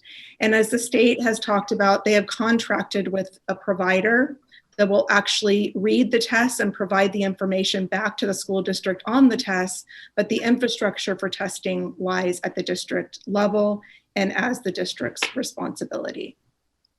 And lastly, the Safe Schools for All plan requires that any district that wants to apply for those funds has a labor agreement with their teachers association and other labor partners. And even in our case, we have an existing MOU with our teachers union. It would require an additional memorandum of understanding with our teachers association. The case rate has been adjusted in the governor's plan, the Safe Schools for All plan. The adjusted COVID case rate has been moved to a 28 positive tests per 100,000 for in-person instruction. And I just want to call attention to that because that's very different than what we've heard from the state prior to this point. So we started with the level of 7 cases per 100,000. The state has moved to feeling that elementary students from a health and safety perspective that at a 28 positive tests per 100,000 is at a safe level. And I will cite that currently the city of Long Beach hovers around 100 cases per 100,000 people. So at this time, we will continue to investigate the costs and the infrastructure needed for setting up testing centers. We're looking at a way to pilot, and you'll hear Dr. Brown talk about that. We are actively, in fact, tomorrow, parents will receive, elementary parents to be specific, will receive information about a survey that's coming to them. The first thing that they'll receive is information about the survey and what the choices are, with some images of classrooms and a way to think about the survey that's coming. And then they will receive a survey that asks them if we are able to reopen elementary schools, do they want their student to return to in-person learning or do they want them to stay in distance learning? That data will be really important for our planning and thinking about how we move forward. In the meantime, we continue to prepare schools for when students are allowed to return. Our schools have been prepared for months, but that takes a refresh to our programs. It takes walking back through classrooms, ensuring that we have done every single thing that we can to be ready for students' return when that is allowable. And then lastly, in addition to the governor's Safe Schools for All plan, while it has been suspended currently, we will continue to think about the opportunity for a smaller scale waiver process with our city that would allow us to phase students back in at a slower rate and in smaller groups than what the Safe Schools for All plan that the governor has released is aimed at doing. And while that's currently suspended, we know that when the case rates of COVID decline in our city, that we expect that that process will be re-released. And so I'm going to turn over to Dr. Brown to address some of the health and safety aspects of our ongoing efforts to reopen schools.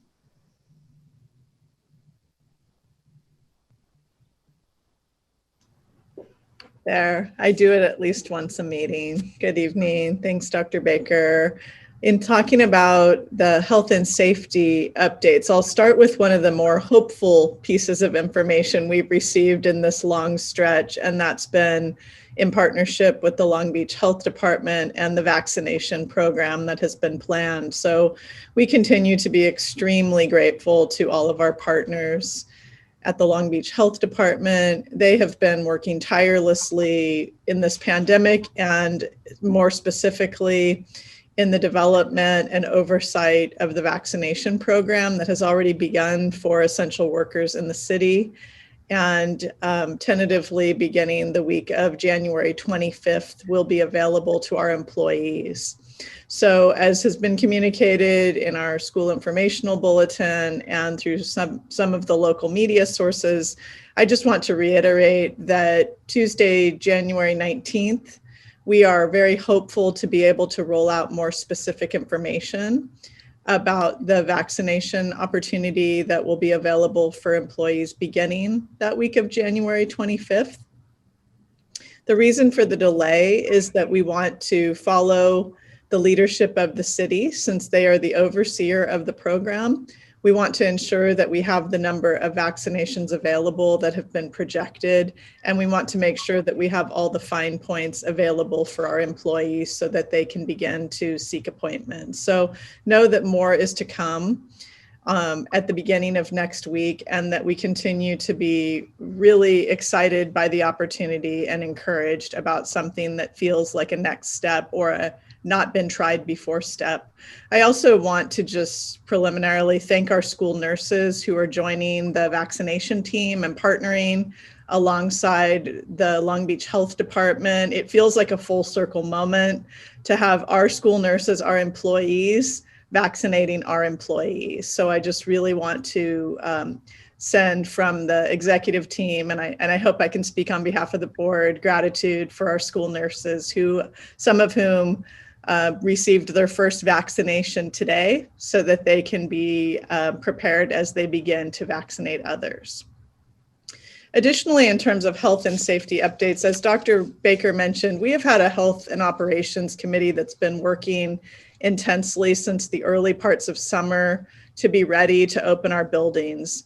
We continue to be ready to open our buildings. I'll say again, we have the PPE that we need. We've had that for a long time. So the idea that we're receiving additional funds potentially for PPE is not necessary in our case. We've been prepared since the early months of summer. We have also been working to have practices around health screenings, which our employees have experienced daily as they've entered our facilities. We've worked with schools to have a set of checklists and guidelines that need to be in place as they plan for the arrival of students when that is allowable. We have continued to have sanitation practices and cleaning practices that are in place. Schools have worked on circumstances around parent drop-off and parent pickup. So I just want to reiterate that our schools continue to be ready to receive students, and that the guidance to our schools at all levels has been that we want our schools to present as if students were coming tomorrow, with the idea that while they're not coming tomorrow, we welcome them on the day that it is allowable. And then just to reiterate, because much of what I've just said or Dr. Baker has just said related to health and safety preparedness has been said before. And I just really want to acknowledge the emotional component of how saying that a situation is safe and perceiving that it's safe can be very different things. And so as we go forward, we want to continue to receive input from employees around circumstances that they experience that might not feel safe for them, so that we can continue to better our practices. We want to hear from employees who have concerns about what might be an issue for them. And we want to use that feedback to plan going forward, recognizing that the many things that we have done and will continue to do around health and human safety may still leave people feeling concerned about their health. We acknowledge that, and we want to do the very best that we can do to honor those feelings through our practices. So with that, we welcome any questions that you have about anything we've said or anything that you wish we would have said. Well, I know Dr. Benitez has a question because he's been saving it from the budget presentation. So we'll start with Dr. Benitez. Thank you, Madam Chair. And I actually do have a question, but I want to also reiterate some additional context, right? Some of that's been shared today. Some of it has been shared in the last 6 months. But I think it's important, right? Given that we don't have another board meeting scheduled until February, I want to preface my question first with, anyone that's been watching our school board meetings or has heard my comments would know that I don't have any extreme urgency personally in bringing back students or staff in person until it's safe to do so. And given the surge, not just in cases, but in deaths, I think it's important to highlight that as I ask my question, right? That this should come as no surprise to anyone that's been sort of watching our school board meetings and listening. So my question is really broad, but I'll apply it to the context of our CDC and Head Start and Kids Club. And Dr. Baker and Dr. Brown, thank you so much for sharing the additional updates today. So I guess the question is, I'll make it simple. Under what considerations, given the current surge in COVID cases and deaths, would we make a decision to close for those 1,700 students that we have right now in person? So I'll start with that, and then I have some thoughts that I'd like to share. Thank you for the question, Dr. Benitez. It gives us opportunity to further talk about something that has weighed very heavily on us in our decision making. And even this week, at the beginning of the week, we sent a letter to the families who have students in CDC, Head Start, and Kids Club, letting them know that while it is our great hope that we will be able to remain open, we have concern, and we want to acknowledge that we recognize the need for childcare is ever present for the essential workers and the families that are sending their children to these programs currently. But right now we are continuing to monitor via the COVID dashboard and the cases that are coming in. And we are looking at a couple of factors. One, the case rate within those programs. Two, our ability to staff those programs, which has been a challenge. The need to quarantine classes because of case exposures, and balancing those out with the idea that our focus is to continue to provide that very essential service for those essential workers. And so during the weekend, when we were wrestling through some of those decisions, one of the ways that we spoke about it was that if we are able to fully run half of the programs, meaning we don't have more than half of programs closed, it's something that we feel strongly that we need to continue, and we've kind of agreed to allow that to be our tipping point. Recognizing that every class that we keep open means that a family can go to work who doesn't have another option for care, and that is really the decision point that we're using. The other thing that we're using is that we continue to see that our children in those programs are safe, and that the exposure that we have, COVID related, is primarily, and I mean majority, driven by adults.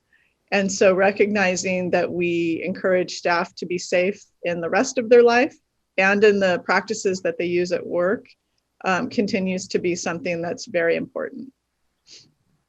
Thank you, Dr. Brown. I appreciate that. And so I want to address sort of the comments that Dr. Baker made regarding the governor's plan to reopen up schools. And I want to, again, preface it by saying, if anyone's been paying attention, that sadly but true, the disproportionate impact of COVID and deaths have been in the communities that I'm serving. Right, in low income, dense, renter, immigrant, not native speaking communities, and communities of color. particularly our Black and Latinx community. So I want to share just a couple of thoughts, and it highlights the points that you and Dr. Baker already made. That the reopening of schools, unfortunately, is one of the contentious issues that we have right now in our district. We've heard loud and clear from parents, from students, from community members, from staff, from teachers, right? What their feelings are, passionate and heartfelt feelings. But that the governor's plan to reopen schools is going to take more than just money. And money is absolutely necessary, but it's insufficient, right, at this point, given the disproportionate impact that it has on our low income.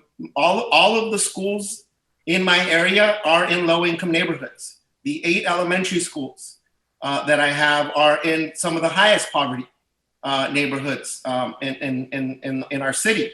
And that's not to trivialize or minimize the experiences across our great district. I'm just speaking right now, reality in the part of town that I'm representing. And so when we hear about and know about, because of our transparency, that we've had new cases at 16 different sites in the last week, that scares people, right? The community members that I've spoken to, mostly, but not exclusively Spanish-speaking community members, are scared. And many of them have students with disabilities, but they are worried and scared because what we're hearing, what we're seeing, what we're reading highlights that our hospitals are at and sometimes over capacity. Our ICUs are at and sometimes over capacity. And so a governor plan to reopen schools is interpreted differently by different segments of our community, right? And the information that we're sharing at our school board meetings also is interpreted differently. So we understand that the population, the families that we're serving through our early care and education efforts are providing for many families the only option, right, for childcare and education. And these are our essential workers, but there are also our families that for their immigrant status have been in the shadows, and those shadows have casted an even broader darkness in our communities at this time. The coordination and logistics that both Dr. Brown and Dr. Baker have alluded to, and they've been brought up. Yes, the money is necessary, right? So appreciate Yumi and Renee, but everything from the testing that was highlighted, right, to what this looks like. Some parents may think, oh, coming back in school is going to be just like it was 11 months ago. And that's not what being in person is going to look like. Right. And here I'm speaking to those parents and community members that are demanding, that have been demanding, and it's their right to reopen up schools. But it's not going to be the same that it was 11 months ago, and that thoughtfulness and strategic thinking, but also concrete steps have to be taken. I've used the analogy of waving a magic wand. Just because we have a plan, just because we have money, you have to operationalize that, right? So if we don't have capacity, these tests cost money, right? So imagine testing at whatever it is, $55 or $75 every week, thousands of individuals, right? We're talking about millions of dollars, yes, on the money side, but also the coordination of testing and vaccinating thousands of individuals on an ongoing basis. That's not something that's a 2-week turnaround or a 3-week turnaround or even a March 1st turnaround. So that's why I've been really emphasizing not just the public health crisis that we're facing, but that implementing and operationalizing a reopening up of schools, as you both have eloquently stated, Dr. Brown and Dr. Baker, it takes so much more than our will to want to open up schools. And I shouldn't say open up, to want to have in-person, right, face-to-face communication and interaction. So I just always feel compelled in these moments. And folks are going to disagree, and I'm sorry about that, to be mindful that these decisions are being made through the equity lens that we lead to. I heard that word again tossed around today, and that unfortunately, the hardest hit community members are students with disabilities, our students of color, our low-income students, our foster students, are completely dependent on decisions that are being made that impact theirs and their families' daily lives, but that have long-term consequences as well. So wherever folks fall on the urgency to want to open up or not, we have the biggest surge that we've had in this pandemic, and we can have everything in place to assure and ensure people's safeties, but there's still a lot of fear, a lot of distrust, a lot of concern that I think we should continue to be mindful of, and hence that's why I asked the question: what would we consider, right, to close down, given the context, but also to use that as an illustrative example of it's not just about saying March 1st or February or whatever that date is. And I know that none of our staff approach it that way, but many of our community members may feel, right, that, that these are just moving targets that we're putting up. So I apologize for the length of my comments for that one, but I've been saving it, Madam President, and I hope that it's taken in the spirit of the will to want to return students in person, but that it's much more than that that's needed. The desire is there, the will is there, all of us are concerned, but we have instruction going on right now online and remotely, and we've spent a lot of energy, time, and resources to try and get that right. Right, so it's not just like, okay, let's just shut down the online platform and curriculum and instruction that's going on and then return to school in 2 weeks. So I'll pause there. I'll save some of my last comments for my board member report, Madam President.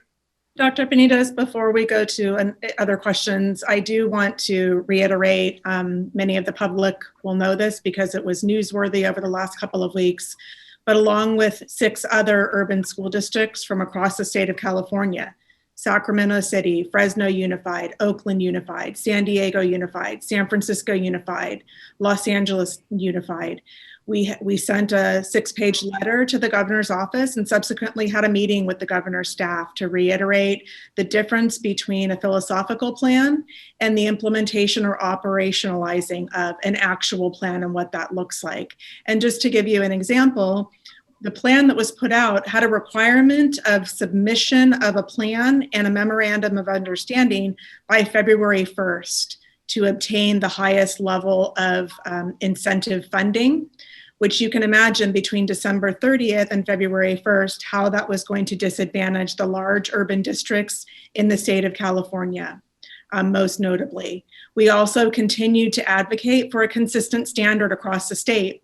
And we provided some detail about that we can have districts in San Francisco and in Oakland, schools across the street from each other that are in different districts, and without a consistent standard that's implemented from the state's level, that is problematic for us. It's true for us with Los Angeles Unified.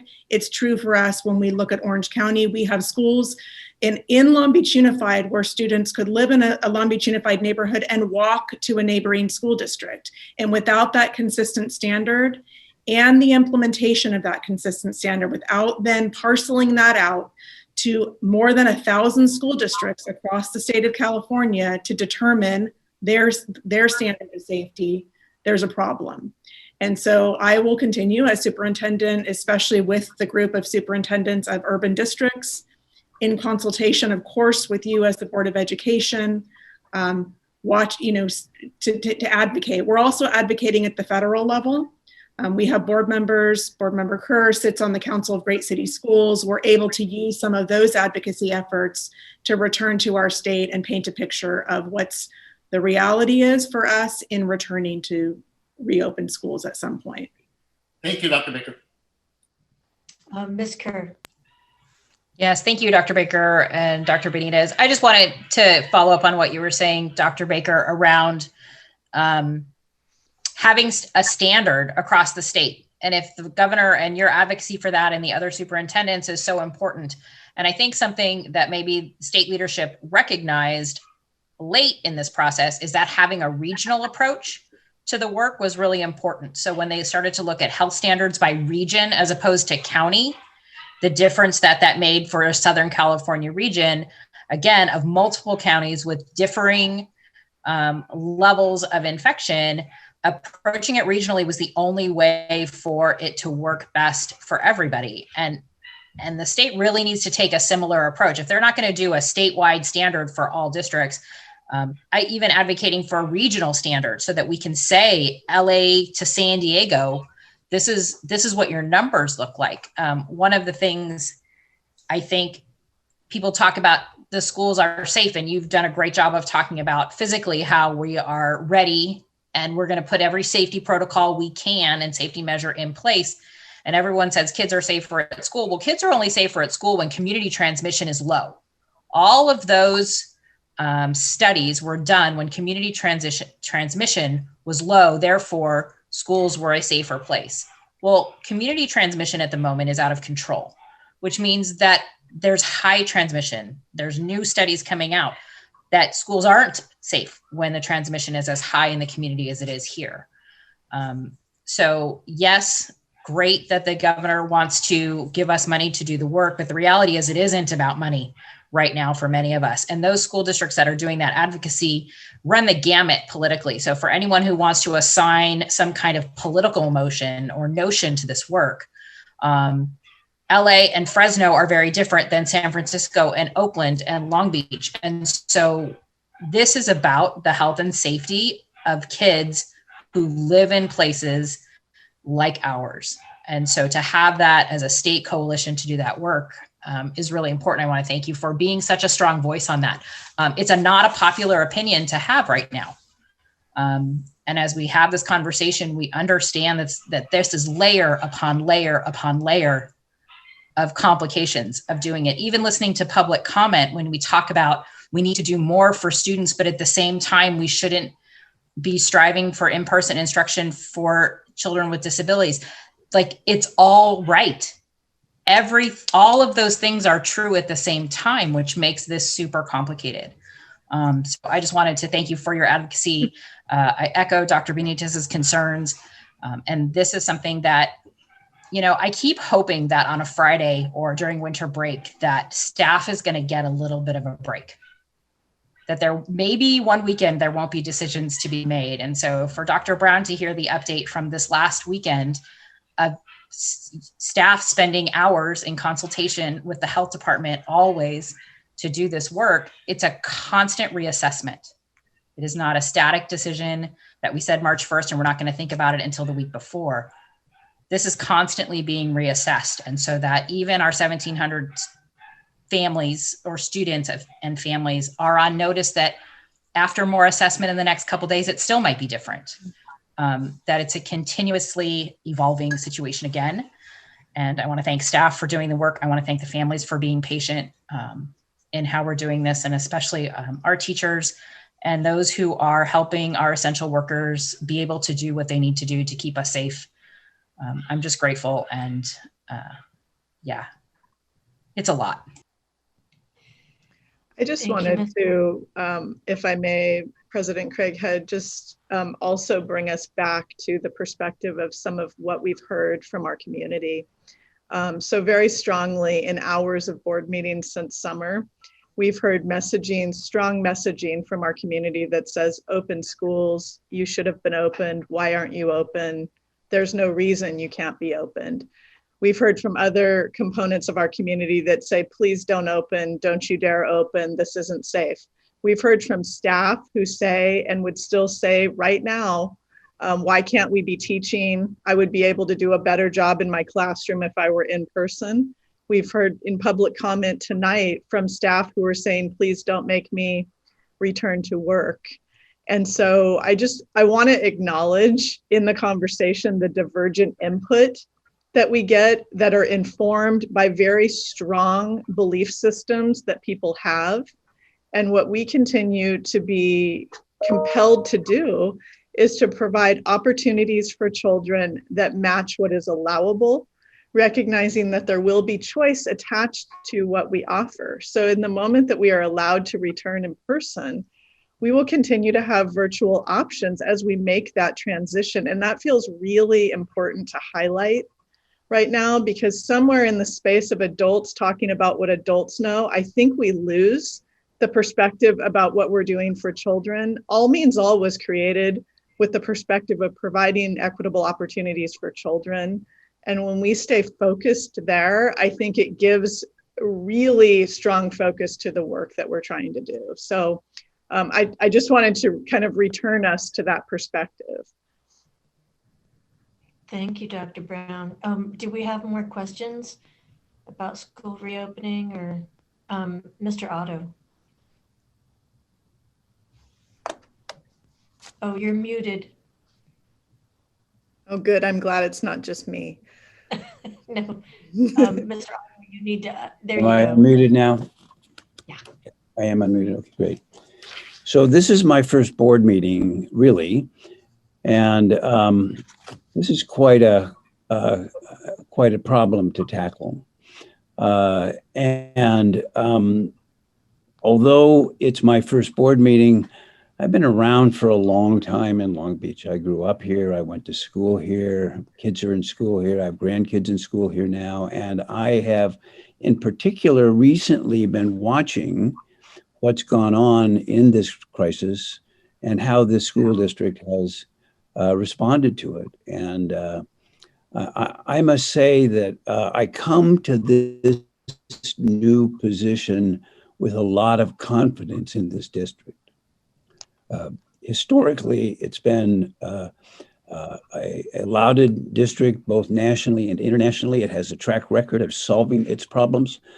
These problems may look worse than problems that have been there in the past, but and maybe they are. But I do have confidence that we're working hard, that we're trying to solve these problems, that there are, as has recently been said, there's people on all sides of these issues, but we're approaching it in, I think, a very positive, heartfelt way that has characterized this district for as long as I can remember, which is a very, very, very long time. So sometimes it always seems like it's darkest before the dawn. I don't know what the solutions are to these questions. I do know that we've always made good decisions in the past and that those decisions have been validated. And so for the people on the phone, for the people that watch these meetings, for the people that are involved with the school district, all I can say is that have a little trust, have a little confidence, and watch us go and keep providing us with your input, because that's the way these things go. Since I got on this board not that long ago, I have watched the teachers and the staff and the parents and the students, and they have that confidence too. I know they do. And it's so heartwarming, because in so many other places, so many other school districts, and I've been involved in education for many, many years now, that's just not true. So here we go. I think we're going to do a good job. Thank you for those comments. Yes, Mr. Miller.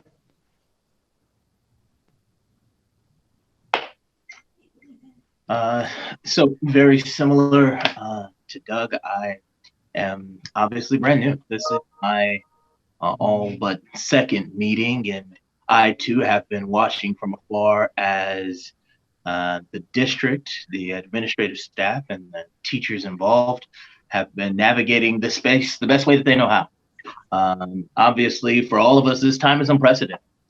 And when I look at this situation of the topic of reopening campuses, I have been consistent in my public comment and conversations with community members that I'm only going to be looking at this from, when I talk about this pandemic, from the perspective of a dad and the perspective of a father.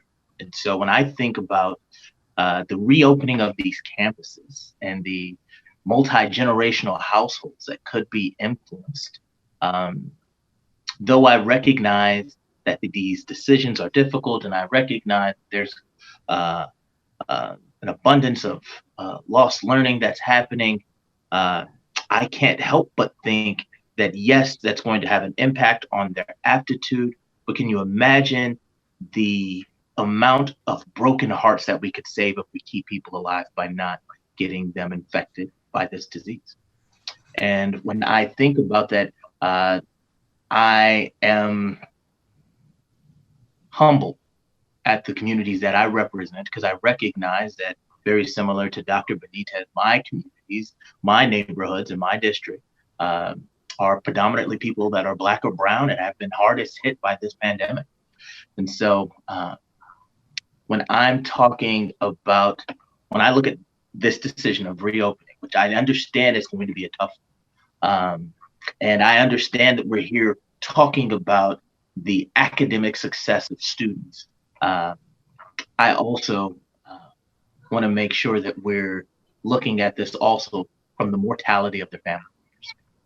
And do we want to carry, I know it's unfair for us to carry that burden as well, but that is something that we need to think about. So yes, this is going to be a tough transition, to say the least. But as we continue to navigate this space, I want to make sure that all of us continue to keep that in mind. Thank you. Thank you. I think it really underscores the importance that we have a diverse board, that we have these unique perspectives that we bring to the work that we do. And it takes everybody and their understanding of the communities that we serve, that we do the best we can. I just have one clarifying question, Dr. Brown. I've heard from a couple of people about Long Beach having their own health department and the jurisdiction of the health department of Long Beach when our school district serves other cities like Avalon, Lakewood, and Signal Hill. Can you talk a little bit about that? Absolutely. So just real quickly, the California Department of Public Health provides the guide for the state. They are the creator of the tiered system, the colored tiered system that we've talked so much about. They filter procedures and practices down to counties, and counties filter out to cities. We are fortunate to have our own health department.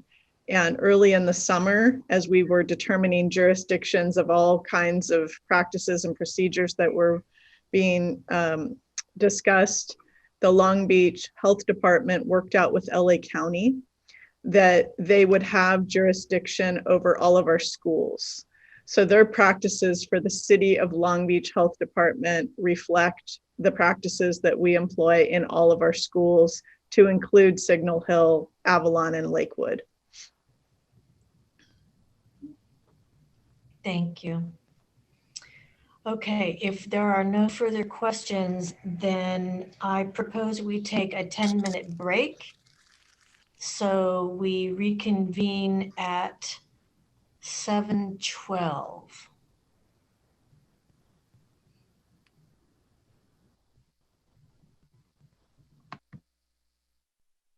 Welcome back, everybody. We will now go to business items and start with personnel. So, Mr. Miller. All right. So this is my first time presenting the personnel. With that said, bear with me here. So this is from the Human Resource Service Committee. I present the following proposed actions prepared by Assistant Superintendent of Human Resource Services, approved and recommended by the superintendent. First, the classified and exempt personnel. Appointments, 42. Leaves of absence, 33. Separations, deceased, 2. Resignations, 4. Retirements, 9. Amendments, 3. And rescissions, 1. From the certificated personnel, appointments, 10. In-service changes, 1. Leaves of absence, 4. Separations, deceased, 1. Resignations, 1. And retirements, 4. Nice job, Board Member Well Miller. done. I move to approve. Second. Any discussion? All in favor, Dr. Benitez, Aye. Ms. Kerr, Aye. Mr. Miller, Aye. Mr. Otto. Oh, you're Aye. muted. Aye. And I vote aye as well. Opposed, abstentions, passes 5-0. Thank you, Mr. Miller. Next, we have instruction. I move approval. Second.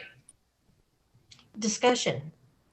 Just one quick question, Madam Chair, regarding our school achievement plans. Is there a difference on either process or content and approach to a plan as opposed to where we were last year before the pandemic? I know we have a few plans that are being approved tonight. That's a good question. Who would like to take that? So, Dr. Benitez, I think what you're asking is, do the plans that are being voted on address this year? Correct. And so schools still have the requirement to work with their school site council and to adjust their plans. In many cases this year, because of distance learning and because they cannot spend their money on things because they're not in person, they're redeploying that money to other resources that students can access online. And so those are active plans. That's perfect, Dr. Baker. And that's what I was sort of going at, right? How monies are being used this year differently than in previous. Yes. I also just want to let you know that while you're approving a number of the school's plans tonight, there are a whole host of other plans that are in progress. But our compliance office checks, the Equity Access and College and Career Readiness Office checks things off very carefully.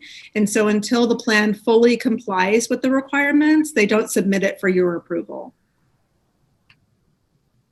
Thank you. Thank you for adding that part.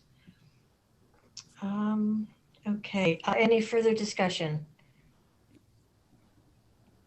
Okay, all in favor, Dr. Benitez? Aye. Ms. Kerr? Aye. Mr. Miller? Well, you were muted, but I read lips. I'm sorry. Aye. Okay, Mr. Otto? Aye. I vote aye. Opposed, abstentions, passes 5-0. Finance Report A. Move to approve. Second. Discussion. All in favor, Dr. Benitez? Aye. Ms. Kerr? Aye. Mr. Miller? Mr. Miller, you were, yes, thank you. 2 times in a row. Aye. Mr. Otto? Aye. I vote aye. Opposed, abstentions, passes 5-0. Finance Report B. Move approval.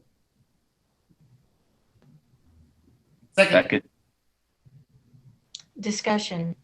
Yes, Madam Chair, I recuse myself from participation in Finance Report B under the consent calendar. I have a potential financial interest under Government Code 1091 and 87100.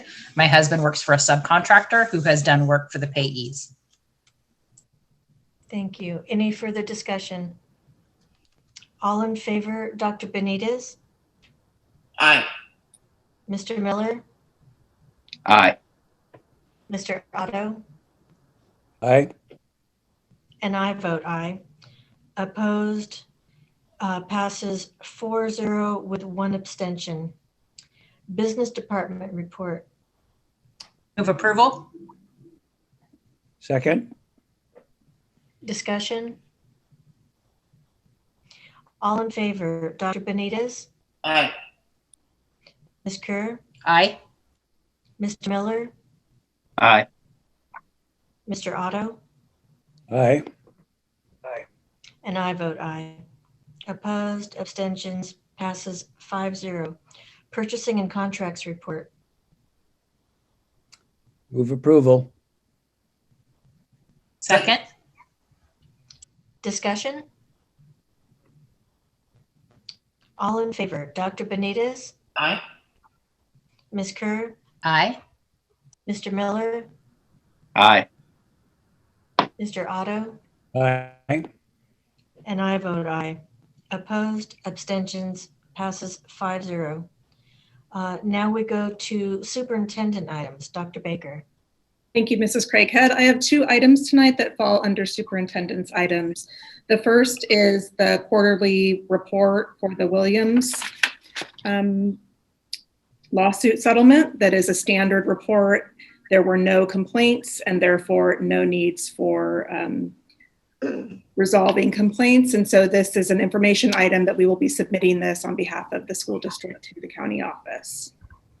The second is an administrative assignment for elementary schools. And that takes, the recommendation is Tracy Hall, who is currently the assistant principal at Dooley Elementary, moves into the role of acting principal at Dooley Elementary. This is to be a short-term assignment while the current principal, Nicole Houghton-Childs, is out for a period of time taking care of her health. I move approval. Second. Discussion. All in favor, Dr. Benitez? Aye. Ms. Kerr? Aye. Mr. Miller? Aye. Mr. Otto? Aye. And I vote aye. Opposed, abstentions, passes 5-0. Unfinished business, we have none. New business, approve additional members to the Community Advisory Committee for Special Education. Move approval. Second. Discussion? Well, I would like to welcome and thank the newest members, Lilia Ocampo, Martha De La Torre, and Kumiko McKillen. Thank you for stepping up and joining this group. Sure you will be wonderful additions. Any further discussion? All right, all in favor, Dr. Benitez? Aye. Ms. Kerr? Aye. Mr. Miller? Aye. Mr. Otto? Aye. And I vote aye. Opposed, abstentions, passes 5-0. Now we are at Equity Policy Development Update. Dr. Brown. Thank you so much for the opportunity. Briefly, and just for information only, I want to celebrate the first meeting that we had with the Student Equity Leadership Team. I was joined by my colleague, Dr. Camarino, for a really wonderful hour and a half with high school students. They always give us real important feedback and keep us grounded in where we want to be. So we're really looking forward to continued work with that group. Our next meeting will be on February 10th.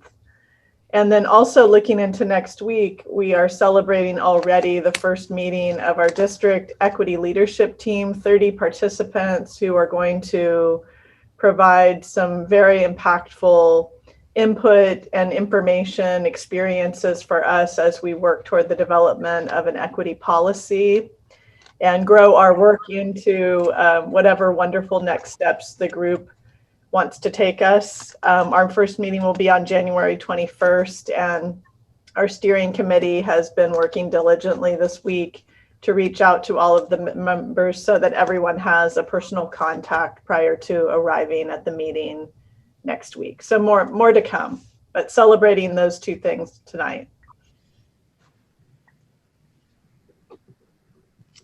Wonderful, thank you. Do we have any questions or? No? Okay, well, thank you for your work in that area. Let's move on to report of board members. We will start with Dr. Benitez. Thank you, Madam Chair, and I think I'll keep it to a minimum since we had a good conversation and a very informative and educational conversation. So welcome to our new colleagues Mr. Otto, Mr. Miller. You got the first one under your belts here, so congratulations on that first meeting. I want to start off by, even though we're almost 2 weeks in, just wishing everyone a happy 2021, a healthy, happy, and prosperous 2021.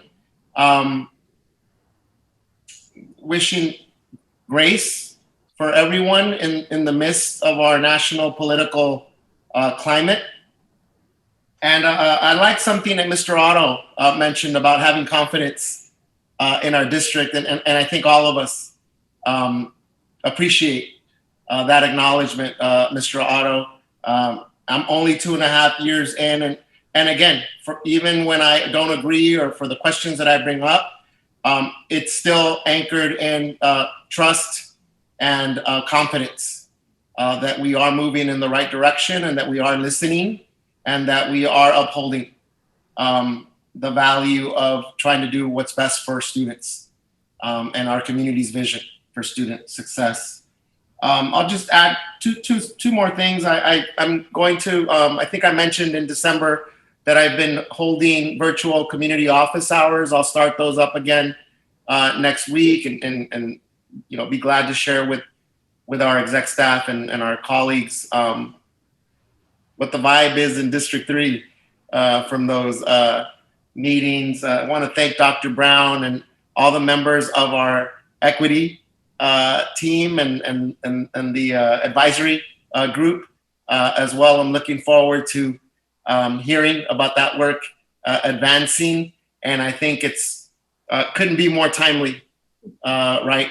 So that work is going to have real, concrete, significant impact in guiding our district forward. And then lastly, I want to also acknowledge that our school district, as well as Long Beach City College and a few community organizations, met with Cal State Long Beach College of Education. Was that this week, Dr. Brown, or was that last week? Oh, it's amazing you said that. That was Monday. And an opportunity for a Kellogg grant.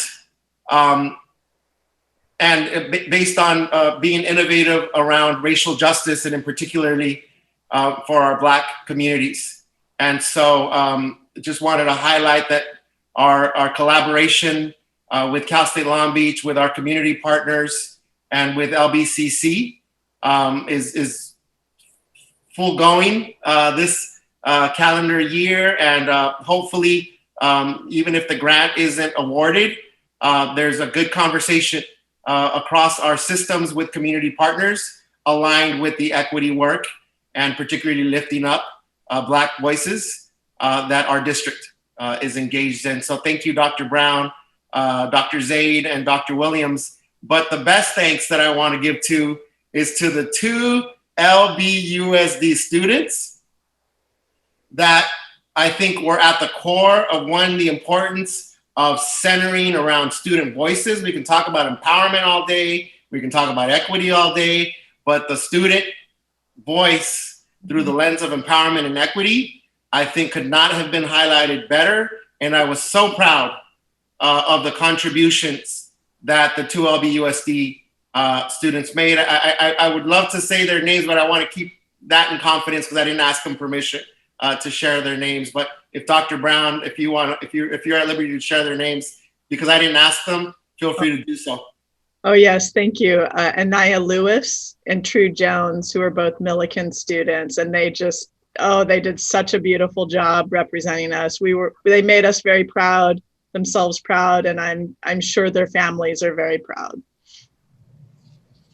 Thank you, Madam Chair. Thank you. Ms. Kerr. Yeah, I'll keep mine brief as well. I want to give a great shout out to our OCIPD and Dr. Kale and her team, and especially our curriculum leads and Dr. Baker for responding so quickly to the history that was unfolding last week. We know that our teachers and staff are shepherding our students through unprecedented times and history in the making, especially last week. And so not only did Dr. Baker deliver a message of how we need to stay student focused and really be a method that kids can process with, but our curriculum department canceled some meetings, got together, and within a couple of hours came out with a curriculum guide that was developmentally appropriate and grade level appropriate for teachers and staff members to be able to work with students almost immediately. And I'm so grateful for that. I actually passed it on to 2 teachers in other districts, both of whom hadn't received guidelines like that at all. And we're so grateful for the tools to be able to use with our students, not just this week and next week, but into the future around those really important conversations. So to our curriculum leads and Dr. Kale, OCIPD, and Dr. Baker for your very strong leadership last week was super important. And I want to say thank you for that. That's really it. I usually don't do quotes, but I get a daily gratefulness word that I have for over a decade. And this one reminded me of today's meeting because things are really hard and things are really dark. When we talk about a dark winter, this has been it. And it's in the midst of gathering darkness, light becomes evident. And there's so much light happening. And we are so blessed to have an incredible team of people who help bring light when there isn't a lot of light to be had. So to our teachers and staff and executive team who continue to try to be light for our community and families, to everyone who's out there doing their part, I just am really grateful for all of that continued good work. And hopefully there is a lot more light to come. Well, from your lips, as the saying goes. Okay, how about Mr. Miller? I too will try and make it brief as it is getting a little late and I have daddy duties to get to. But I first just wanted to thank all of the district staff over the past 2 weeks. They have been phenomenal in regards to both helping myself and Doug be prepared for today's meeting, but also coaching us up on the long and proud history of the district, along with a lot of the successes that they've had over this long duration. And so I've been quite impressed with both the administrative staff and some of the principals that I've been able to meet with as of late. And I'm looking forward to continuously working with you all over the next few years. With this said, I wanted to take a quick turn and acknowledge an important day in my family and in Black history, for that matter, and MLK Day. It's funny, I love the holidays in regards to Christmas and Halloween and Thanksgiving. But ironically, in my family, probably one of the biggest holidays, or the ones that's most celebrated, especially by my father, is the MLK Day.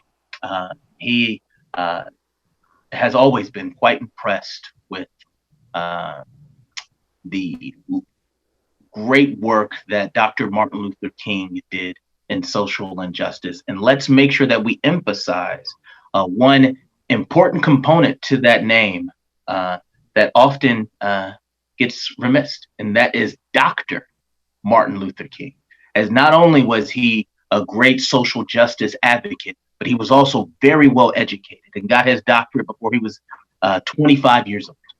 And so with all of these things said, we acknowledge Dr. Martin Luther King and his legacy on Monday. And normally in my district, we would have this fantastic MLK parade that I literally have been participating in my entire life.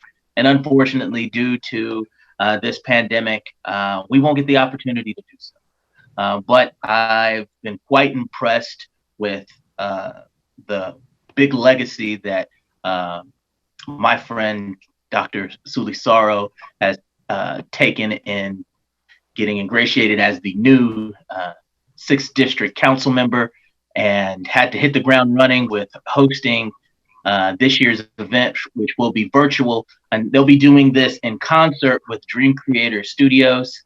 It will be, well, Dream Creator Studios and Leadership Long Beach, which I'm an alumni of. And so this will be shown virtually this year. Well, also the MLK Day of Service. Obviously, we're talking about one day of community service, but I like to think that carrying the empathy that's needed to do that day can be carried throughout the entire year. So I'd love for all that can to participate in some form of service on MLK Day and throughout 2021, as we could sure use it. And the words of Dr. Benitez and Megan Kurlitz, stay safe. Take care. Thank you, Mr. Miller. Mr. Otto. Thanks so much. And I too will be brief. You know, when I was starting to wrap my mind around becoming a member of this board, I went with John Meyer, who is the gentleman that I succeeded in this job for the fourth area in the city of Long Beach. And we visited with every single principal. There were over 20 of them in my area for about an hour each. And what we said was, John said, Doug's going to replace me. I've known him for a long time. We just want to put a face with a name because it's all about relationships. And so here's Doug Otto. And we would then talk about the schools of these 22 principals for about an hour. And I can't tell you how moved I was by each and every principal. They were passionate, caring, smart, confident in what they were doing. And I just had this very kind of overwhelming feeling. And John and I would talk about it after every single interview about what good hands the Long Beach Unified School District was on the ground. And so that was very heartwarming to do that. And I feel like I know those principals now and that I can talk to them. And I did say to them, if you have a problem with the district, solve it. I'm a policy guy. I'm not a micromanager. And I thought that was pretty funny. But I said, if you got a call and stop by. And so that was a great introduction to the district. And I'm looking forward to this work. It's very, very important work. And to echo what Juan Benitez did not say, you know, we're doing this tonight on the day that the President of the United States is being for the second time impeached.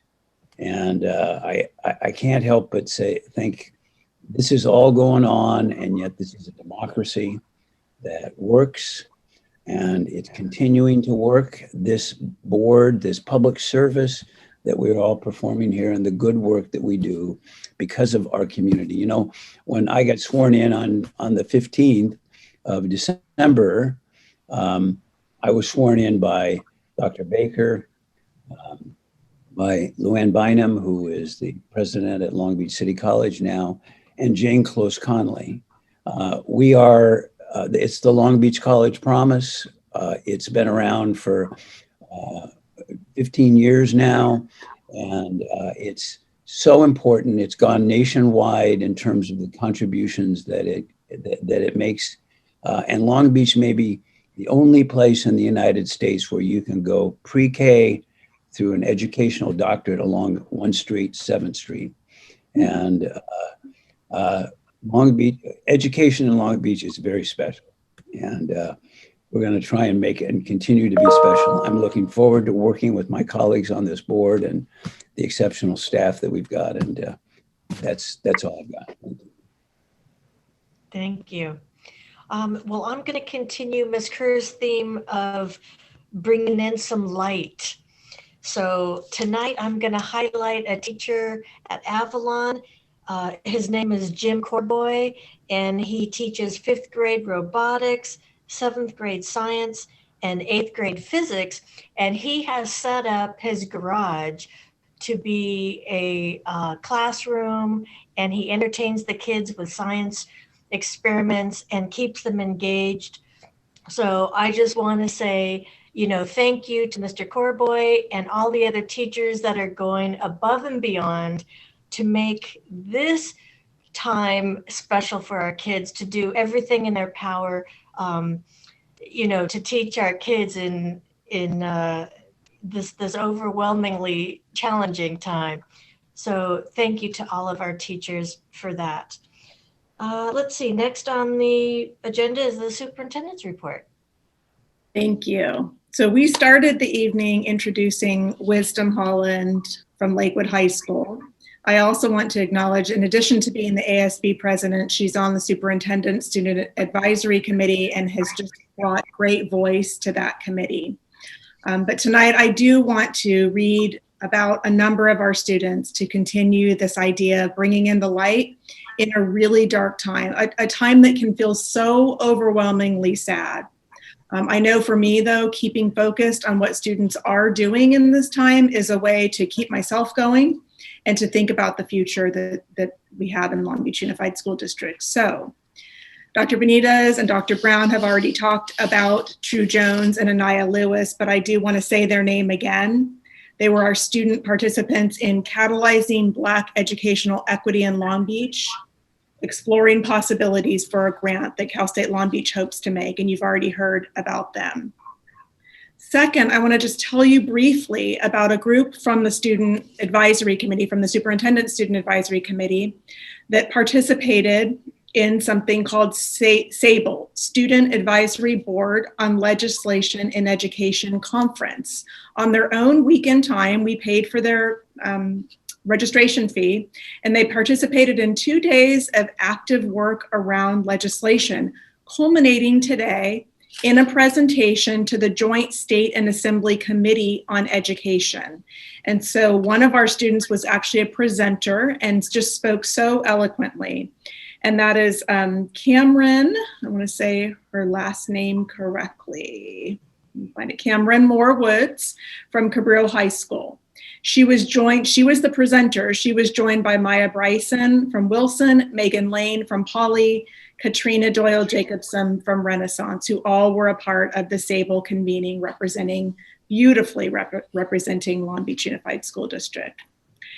I also want to shout out to Namaya Phillips, who is a student at Franklin Middle School. You might have read about Namaya in the Long Beach Post because she's currently competing on the Food Network's Kids Baking Championship. And if you read the article, you can find her social media and read all about her story about becoming an exceptional baker. So I encourage you to look her up. She's Namaya Phillips, and a great story and a great Long Beach Unified student. And then lastly, I want to shout out just to some of our music teachers. I had the honor of receiving a number of emails from music teachers that linked to their winter concerts that were in a virtual setting, but you can't even have imagined how beautiful they were. I know a number of you got to listen to them. Poly created a CD that was all recorded virtually, Poly Days, and I want to shout out to Brian Doko about that, and to Drake York from Millikan High School, who produced a winter concert in the virtual setting and shared with me that it felt like getting a PhD in YouTube. Once he finished that, what he knew about production was just amazing. And so to listen to those student voices was truly uplifting. And I just thank our teachers who have been so creative in learning new things and pulling our students together to express their talents. We've had a conversation at the board governance level about featuring some of these. And so look forward to the upcoming board meetings where we may be able to do brief presentations and just spotlight the work of our teachers and our students in their classrooms, especially during distance learning. And so that's my report tonight. Thank you, Mrs. Craighead. Thank you. It is always so wonderful to hear about the good and positive things that are happening, that kids continue to thrive and teachers continue to teach and be creative. Very inspiring. How about announcements? Do we have any announcements? Okay. How about adjournment? So moved. Thank you, everybody, for staying with us. Good night.